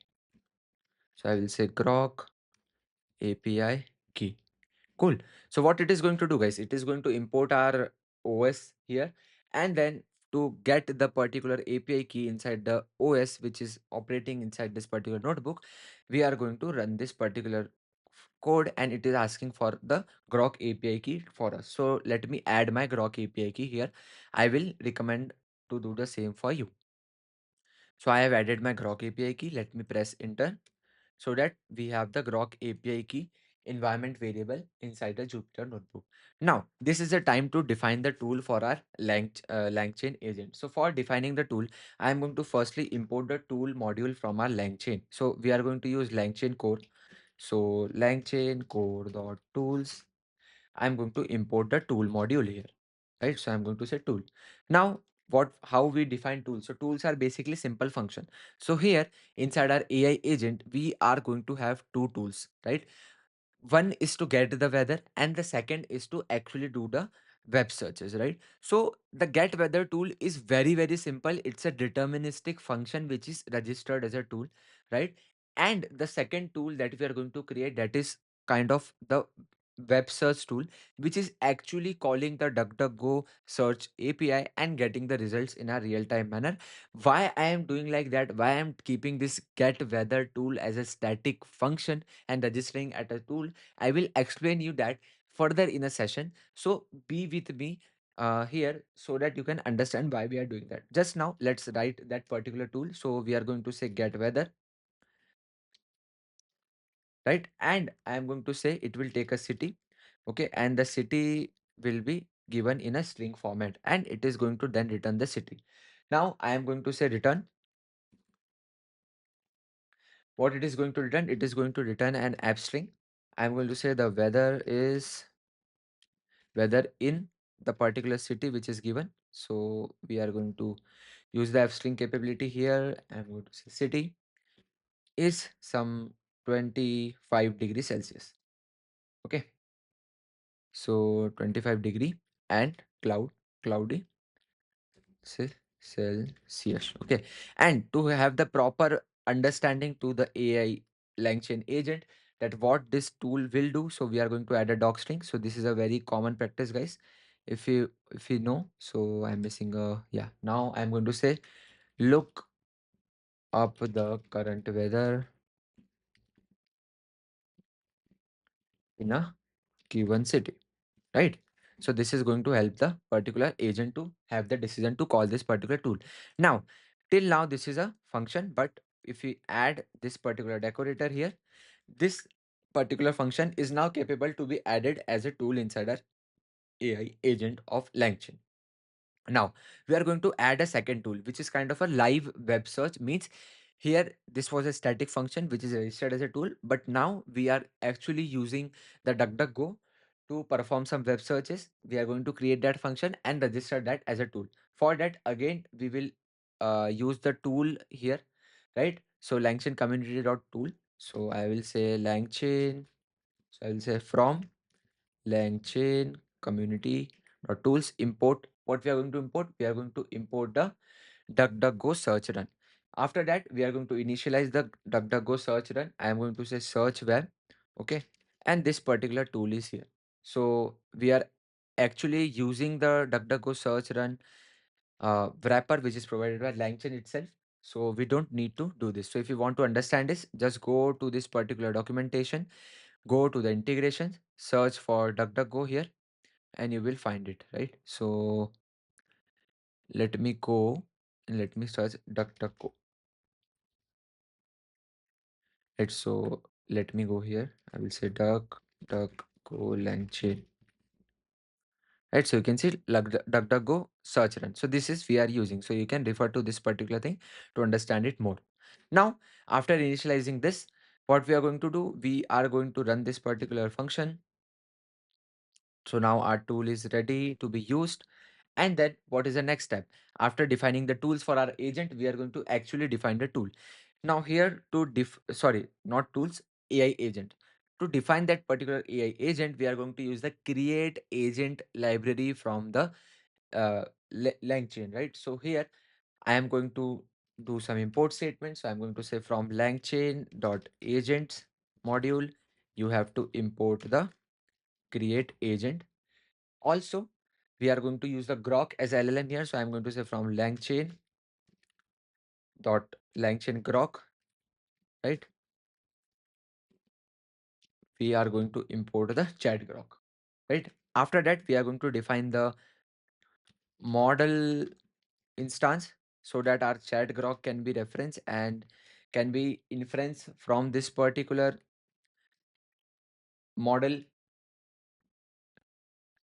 variable. So I'm going to say model equals to this, and we are going to define the model. Which model we are going to define? So let's go to the grok.com.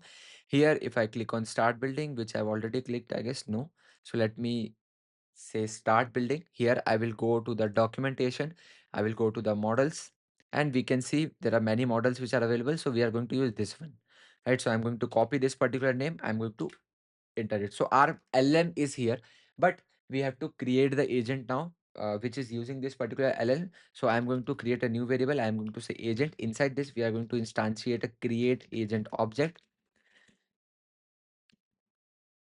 right? Create agent object. Inside this, we are going to give some details. So what are these details? So I'm going to say model equals to model. Okay, so our LLM. Then I'm going to say tools. So we are going to define the tools array, which is available to this particular agent, and here we are going to define the previous tools that we have created, which are the get weather and the search web. So I am going to say this particular agent which we are creating has the capability to get weather and search web, right? So this is very simple basic code, guys, which we all know. Then we are going to define the system prompt, and the system prompt does like very simply, you are a helpful assistant.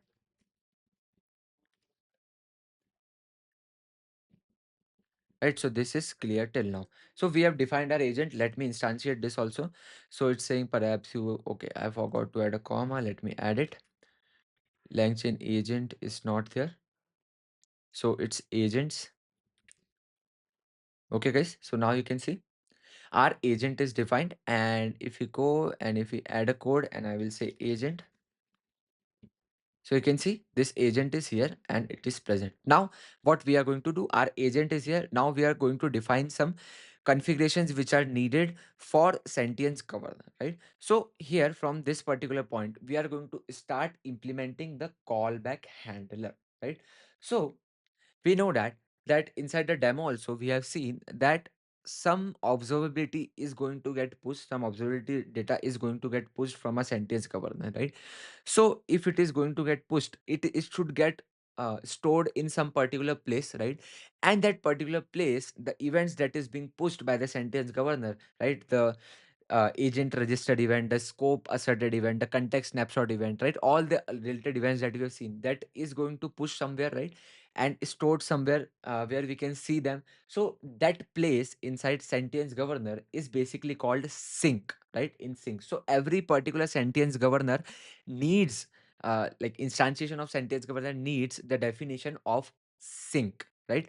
Which will tell that where exactly the sentence governor has to push all the particular observability data when the agent is running, right? So for explaining it in a better manner, you can see, if you see the complete diagram, right, this represent what is actually happening inside the complete sentience governor plus AI agent of LangChain callback integration. So you can see where everything is going to be pushed. It is going to be pushed to a sync writer, means it is going to write inside some sync. Okay, and we are going to create a kind of custom sync for us so that we can see the sync in like sync information, the data which is pushed to the sync inside our notebook itself. So for that, I am going to firstly import JSON so that we can get the JSON. Then I am going to say from sentience governor, I am going to import the not sentience governor dot sync dot writer. So we are going to bring that writer. I am going to import the sync base. Okay, so this is a base class. On top of it, we are going to create a new class. So this particular notebook sync. Okay, so I am also telling you how to create a custom sync here. So I'm going to say notebook sync. So this is a class which I'm defining. This is going to inherit from the sync base, right? So all the basic functionality we will have. Now we are going to define a init function here. So I am going to say init. Inside this, I'm going to say self. Okay, so this is basic object oriented programming. Here we are going to define a new self variable. I am going to name it as events, right? And this is kind of a list which will containing the dictionary. So it is kind of a list of dictionary, right? And the current value of this is empty, right? So initial value of this is empty. So I hope that is clear. Let me correct my spelling mistakes here. Cool. After that, I am going to define another function inside our class. So I'm going to say write. So this function is actually going to write inside the payload that we will render inside our Jupyter notebook. So for that, it is obviously need a self variable. Then it will going to be need the event that is being fired from our sentience governor, right? That event we are going to consume, and it is going to give us a boolean that okay, this is pushed or not, right? Based on that, now we are going to create a payload object. Inside this payload object, we are going to store the event which is being received by this function, but in a dictionary format. So I'm going to say to dictionary, right? Then we are going to print that particular uh, JSON. Okay. So here I'm going to say JSON dot dumps, and I'm going to say give me a JSON version of this particular thing. Okay, and print it. And we are going to keep the indentation to the max of 2. After that, I'm going to say that okay, that particular events uh, variable inside that append this particular payload, right? So what this particular events function variable is doing here, let me tell, and then we are going to return. So this particular event is kind of a list of dictionary, right?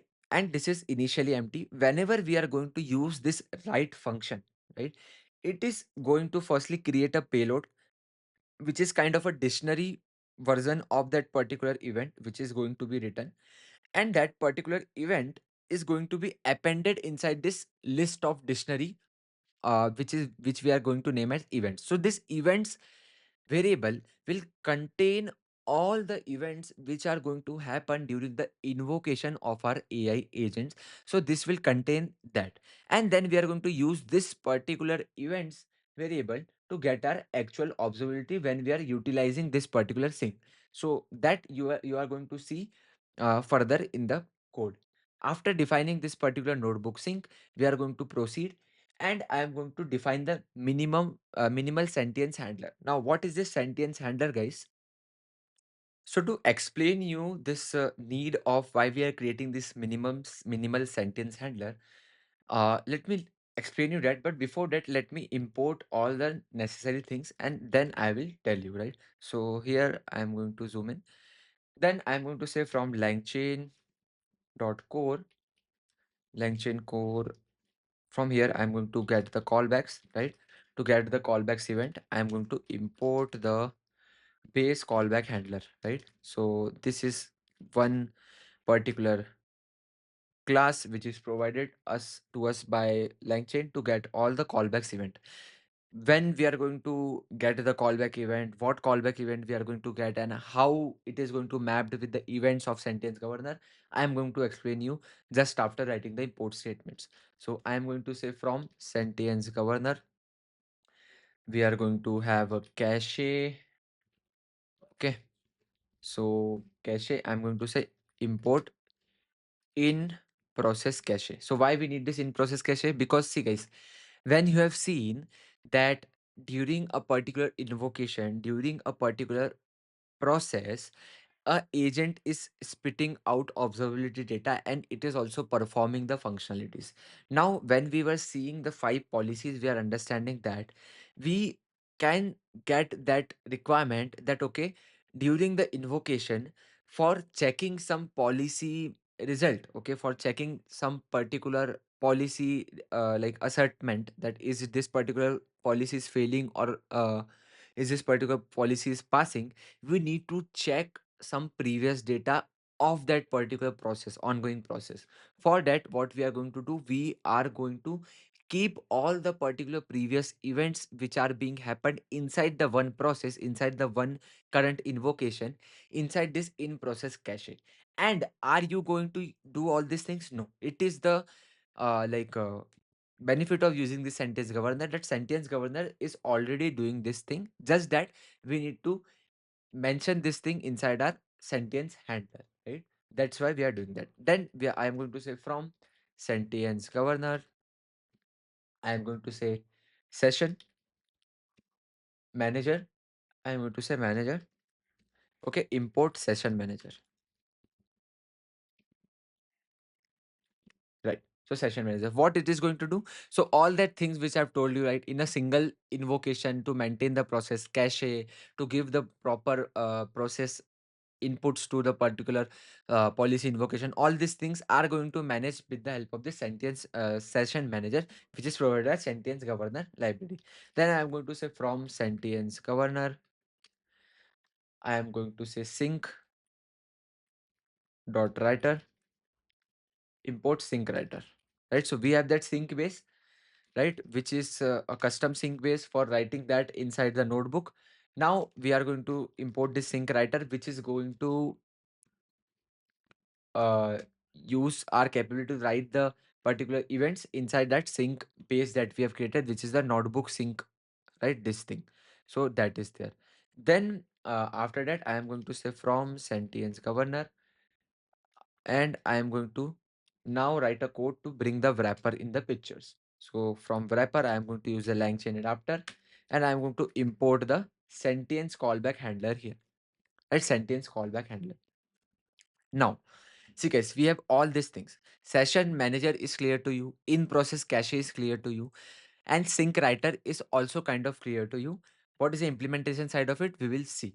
But to understand the mapping, that okay, what particular events are being callback events are being thrown by the LangChain, and how it is going to map inside the sentience callback handler, so that it will know that for this particular event which is thrown by this LangChain callback, I need to trigger this particular event.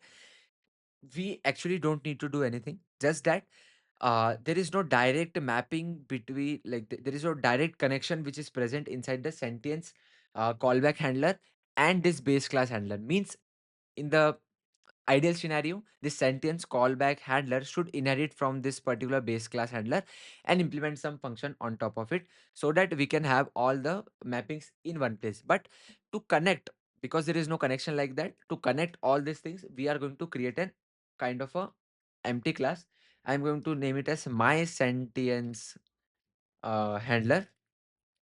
Okay, inside this, we are just going to give both the classes. So I'm going to say it is inheriting from this also and from base call handler also, right? So that we have this one class where all the variables, all the functions which are written inside sentience callback handler and base callback handler from LangChain, this is from LangChain, this is from Sentience Governor, is present, and we can utilize both of them. And there is no custom logics, just to create this class which is acting as a bridge between sentience callback handler and base callback handler. Now, to understand how the mapping is actually being there, I have created a flowchart so that you can understand. So this flowcharts help you understand how the LangChain agent lifecycle maps with the sentience governor event. So we know that if you know the AI agent working, especially inside the LangChain, we know that there are 6 events which are happening inside the LangChain agent invocation inside one particular cycle. So, firstly, what is going to start? Firstly, the LangChain agent lifecycle in a particular agent invocation, it is going to emit on-chain start event, right? So on-chain start event is there. When on-chain start event is there, we are going to say that, okay, if during the chain start we find some particular intent, okay, why this chain is starting, we are going to give that, throw that particular information inside this agent registered event, right? So this particular agent registered event will going to collect the detail of session and the agent details, right? So agent details means the intent and who is the agent, all these things, and some other information will be there. Also, on chain start, if we are defining the intent, we are going to also pass this particular information to this intent declared event, right? Then after starting the chain, LLM start event will be there, which is actually starting inferencing the LLM. So whenever the LLM is going to start inferencing, so we have not called the LLM right now, we will call it, right? But before that, this particular event will get fired. In this, no new event is going to make, right? No new event means no new particular event which is there, that is going to be like thrown. Just that what we are going to do, we are going to firstly reset the token usage for this particular run, okay? And then we are going to say the token usage is 0 right now for this particular run, and we are going to assign a new LLM turn ID here, right? So like complete run is there, which is this complete run is there, which is this. Inside that we have LLM turn ID, which is we are defining, plus also we are going to reset the token usage, because we have to measure the tokens consumption for each of the run. Then after ending the LLM, after LLM having completely inferencing, again no event will be captured. Just that what particular token usage is being done, which model is being used, and like what particular next event is being asked by the LLM is going to get compiled in one particular block, and it is then going to go stored inside this particular intent declared event, right? So it is going to fire once per session, okay, at whichever hook reaches it first, right? Wherever it will reaches first, whenever this particular LLM start is will going to happen, it is going to say, right? So that is there. Then when this particular LLM, after having this LLM end event, if there is some tool calling which is required by the LLM, then whenever some tool calling is going to start, we are going to firstly check what scope assertion is being there. If there is some scope assertion is properly there, is this particular tool which is requested, it is there inside the declared intent or not, right? This scope assertion is there. If it is not, we are going to raise a policy error, right? And then before starting the tool call, we are going to have a content snapshot, that what is actually going inside the tool and what is the current state of the tool. After that, when the tool calling is finished, we are going to have this tool and like callback from the LangChain. Then again we are going to update our context snapshot which we have here, right? After that, then after completing all these things, all these cycles, and it is not going to be always linear, guys. Maybe there will be one LLM call, then there will be tool call, then again there is LLM call, everything. So whenever these things will happen, this particular mapping will be fired, right? And on chain end, we are going to say that okay, chain is ended, so there is no respective event is there. But if there is some issue in giving this particular session close, session end, and cache cleared things, if we not receive that, we are going to give a governance error. But if this particular sync failure happens 3 plus times. So that is the case. So I hope this mapping is super clear to you and how it is happening. And if it is not completely clear, don't worry. When we see the things during implementation, when we see the things working, you will get the idea more. So I hope that is clear. Now I am going to move towards the demo, like implementation now, and I am going to start the coding again. So we have already created the class which is my sentience handler, which is acting as a bridge between sentience callback handler and the base callback handler. This particular base callback handler will contain the proper utilities, functions, and variables which are required to get the information from the callbacks, right? And this sentence callback handler contains all the utilities which are required to actually facilitate the mapping between all of this automatically. Just that there is no like a common class which is there, so we are creating that here so that it will be used as a bridge. After that, what is our next step? We are going to define the sync, that okay, where to actually store all the events which are being thrown. So I'm going to say that is kind of notebook sync. So why we are creating that, I hope that is clear. And then we are going to do a very simple code.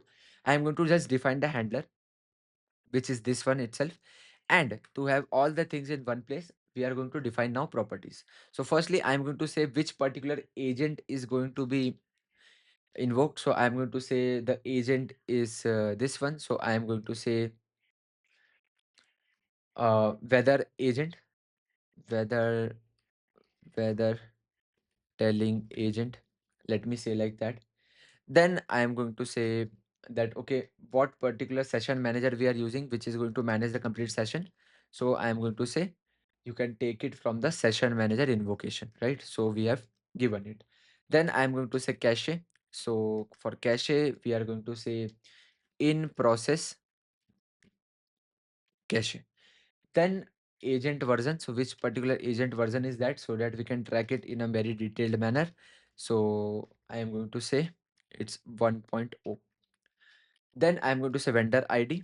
So what is this vendor ID itself? So from where particular source this particular agent is inferencing, and if this particular agent is responding in a wrong way and some hallucination is happen and some damages happen inside our particular code, inside our particular running environment, production environment, we know to which particular vendor we need to like send the like accountability to, right? And I'm forgetting the commas, pardon me guys, I will add all of them.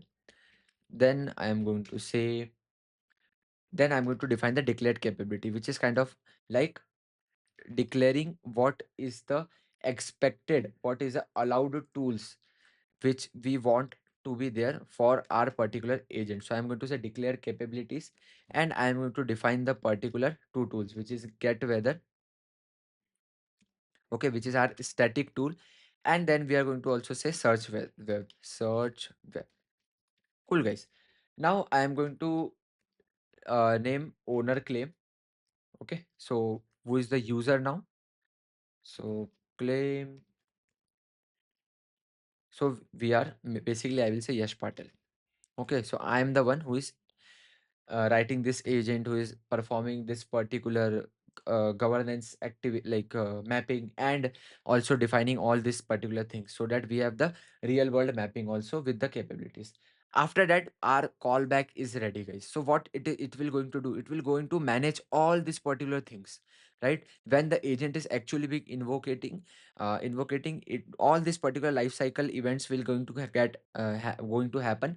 And due to this bridge class, it has the information of this complete thing, so that based on the intelligence which is provided us by the sentience governor, we can have this particular things in working. So are you guys excited to see things in working? Because we have everything in our place. We have the agent which is required, we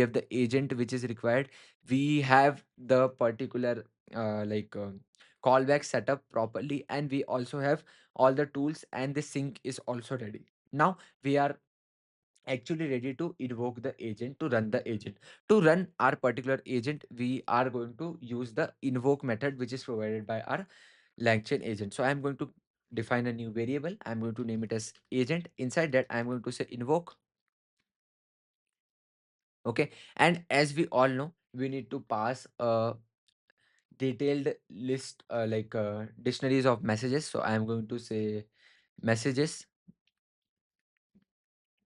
Inside this, we will have array of different roles and the content. So I'm going to say this is the array. Inside this, I am going to say role. So the user is asking something, that's why it's role. Right, the system prompt is already defined in the agent definition. Then the role is user, and user is saying content. I'm going to say hi there. Hi there. We are enjoying learning the AI governance. Right. So this is there. After that, the most important thing, guys, if I run this particular invocation, if I run this particular invocation right now, there is no like firing of the callback will happen because we have not given any configuration related to that. Why? Because this events will always happen. This events will always happen. But to actually get all that events inside a callback in a proper manner, we need to add it inside the config, right? So for that, out of this particular message dictionary, we need to define a config object here. So I'm going to say config. Inside this config, I'm going to say callback, and I want to define the callback with the help of the handler, right? So I'm going to name it like this. So this is the handler that we have defined here. So we are going to all that particular events, right? All that particular events which are there is going to be passed to this particular my sentience handler with this particular configuration, and the sentience governor is now intelligent to get all this particular callback and give you this detailed observability so that you can have the AI governance journey started inside your AI agents, right? So see guys how simple this is. I am getting taking time to explain you all these things, but this is kind of a very easy to do things, do the things, right? And then let's for having the proper understanding whether it's working or not, I'm going to print the result. Okay, that what is actually being coming. So inside this result, I'm going to define this particular array. I'm going to say messages. I'm going to take the latest message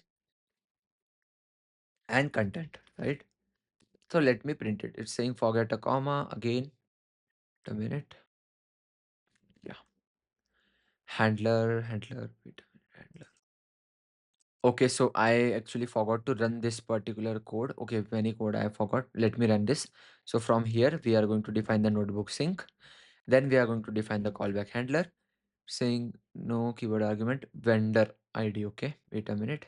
Vendor ID. It's vendor ID.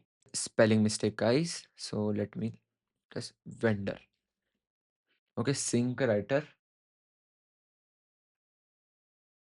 Sync writer we got missed. So I'm going to say sync writer because we need to tell where to write. Right. So I'm going to say sync writer, and the sync writer equals to sync writer, and we are going to define the particular sync where to write. So notebook sync, right? So it is going to write inside our notebook. And this we have other syncs also. So we have file sync, okay, where it will write it to a separate file, right? We have input output sync also. So you can go to the sentience governor documentation, okay, and you can have this particular conversation here, right? So you can see. So we have different particular syncs available. So sync writer is standard output sync, right? And this one we are using all these things which are available. So here, I guess this is clear right now till now. Let me run this and see whether I'm getting the error. So no, I'm not getting it. Let me define this thing and let's see if it is happening or not. It is giving me some issue. So it's saying, guys, notebook sync writer missing one required position argument event. Okay, let me go to this thing. Sync writer, sync writer. Okay, so I have provided the class mapping. I need to give this like this. Okay, let me reinstate it. Let me again invoke it, right? So let's see. So you can see now we are getting the proper observability here in a very good manner, right? But you can see at the last we are getting, that's great to hear. AI governance is a fascinating and important topic. What specific aspect of AI governance? So you can see the reply is getting, we are getting from the agent, but the important aspect is we are getting all the events, right, which we have seen here. Agent registered, intent declare, everything. Agent registered event is there with proper payload which is there, what particular agent ID is there, which happening, right, everything which is there. But to get it in a more detailed manner, I we can view it with the help of the pandas data frame, right?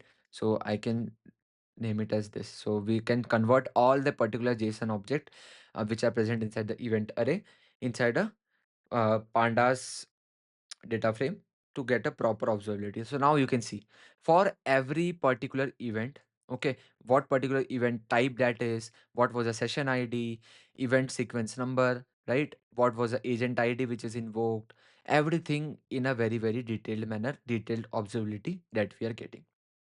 Now, this was very, very easy till now. Now, let us go ahead and let's see where we are catching a policy violation. So, for that, what I am going to do, I am going to say like this. I am going to say violations. Okay, inside this violation data frame, we are going to say pandas pd dot data frame. Okay, here I am going to say, I'm going to just add a filter array, guys. I'm going to create an array. I'm going to say event for event in sync.events. Okay, if this particular event which we have inside the events array, if that has policy violation in it,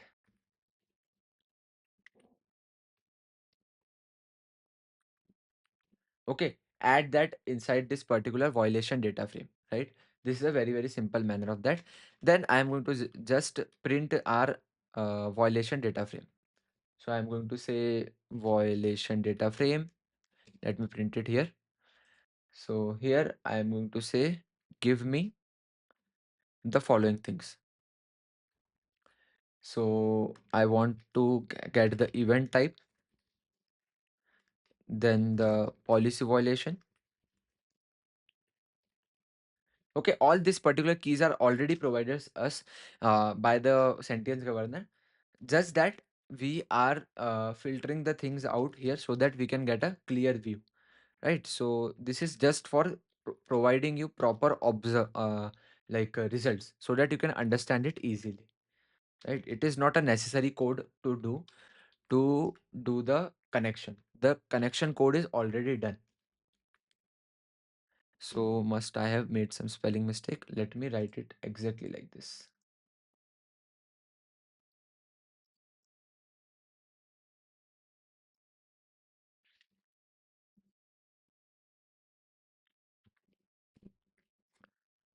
So see guys, why we are getting this particular error? Because there is no policy violation. Why there is no policy violation?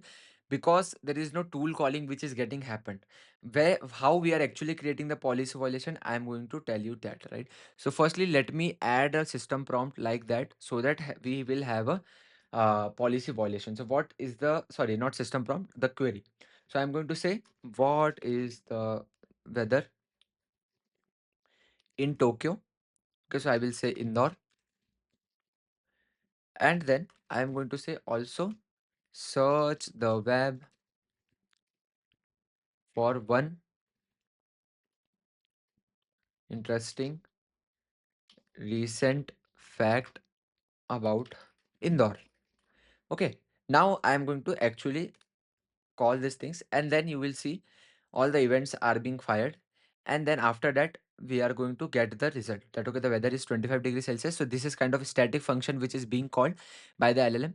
Then we are going to get the actual interesting fact, okay, that Indore is known for its cleanliness and being raised as a cleanest city in India, right? So receiving this particular award, all these things. So these are the actual results which are coming from the web search tool, right, from the web search tool. Now what I want to show you guys is that, so you can see in the previous results where the query was not actually doing any of the web searches, there is no policy violation. But if I run this particular thing now, we are getting more events here.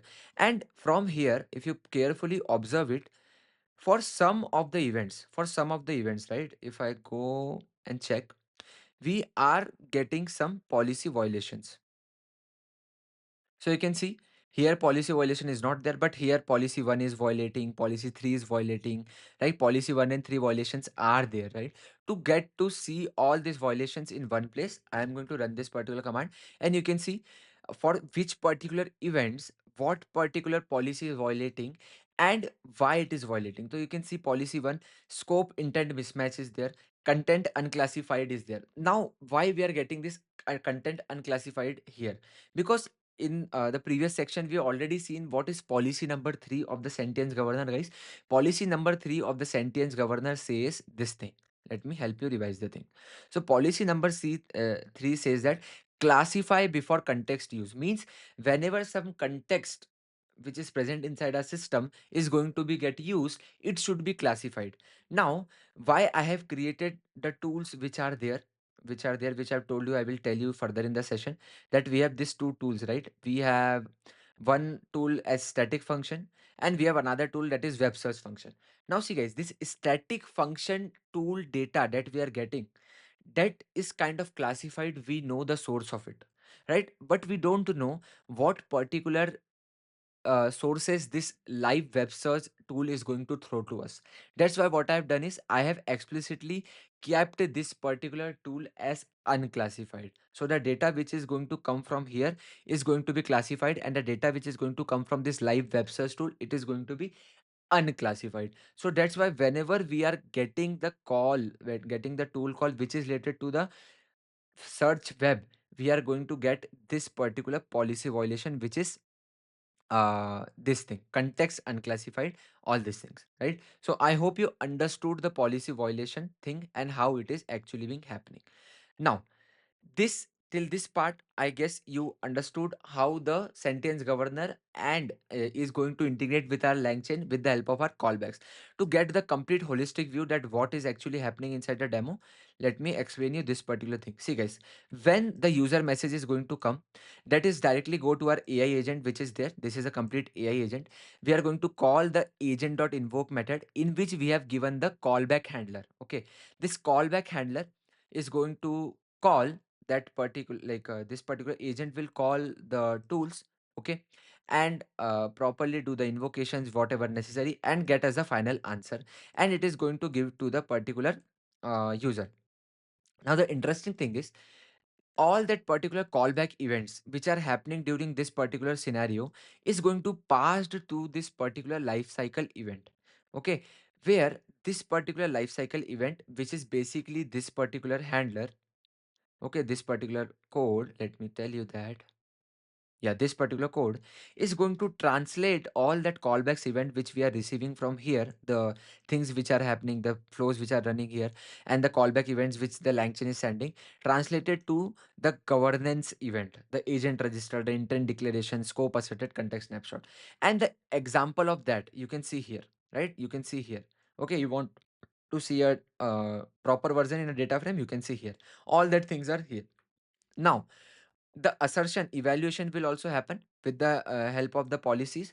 So whatever evaluations we are getting here that okay, policy 1 is violating, policy 3 is violating on this particular callback event, right? So that evaluations is going to happen, and then all that particular things will going to return inside a notebook sync, okay, and that notebook sync is going to give us a JSON line. So here you can see the JSON line is getting printed. So I hope you understood that what is actually happening in this our complete demo, and you understood how the sentience governor is going to be used inside the LangChain agents with the help of the LangChain callback, right? So till now, guys, I am thinking the session is interesting and you are enjoying the session, how everything is happening. At last, I just want to say that our AI governance is kind of a continuous and iterative journey, because this is the complete setup that you will do once, but you have to iterate and improve it properly. You have to measure the risk and you have to do all the things. So, thank you for giving me your attention, guys. I will see you in some another video. Till then, take care. Bye bye. Keep learning, keep growing.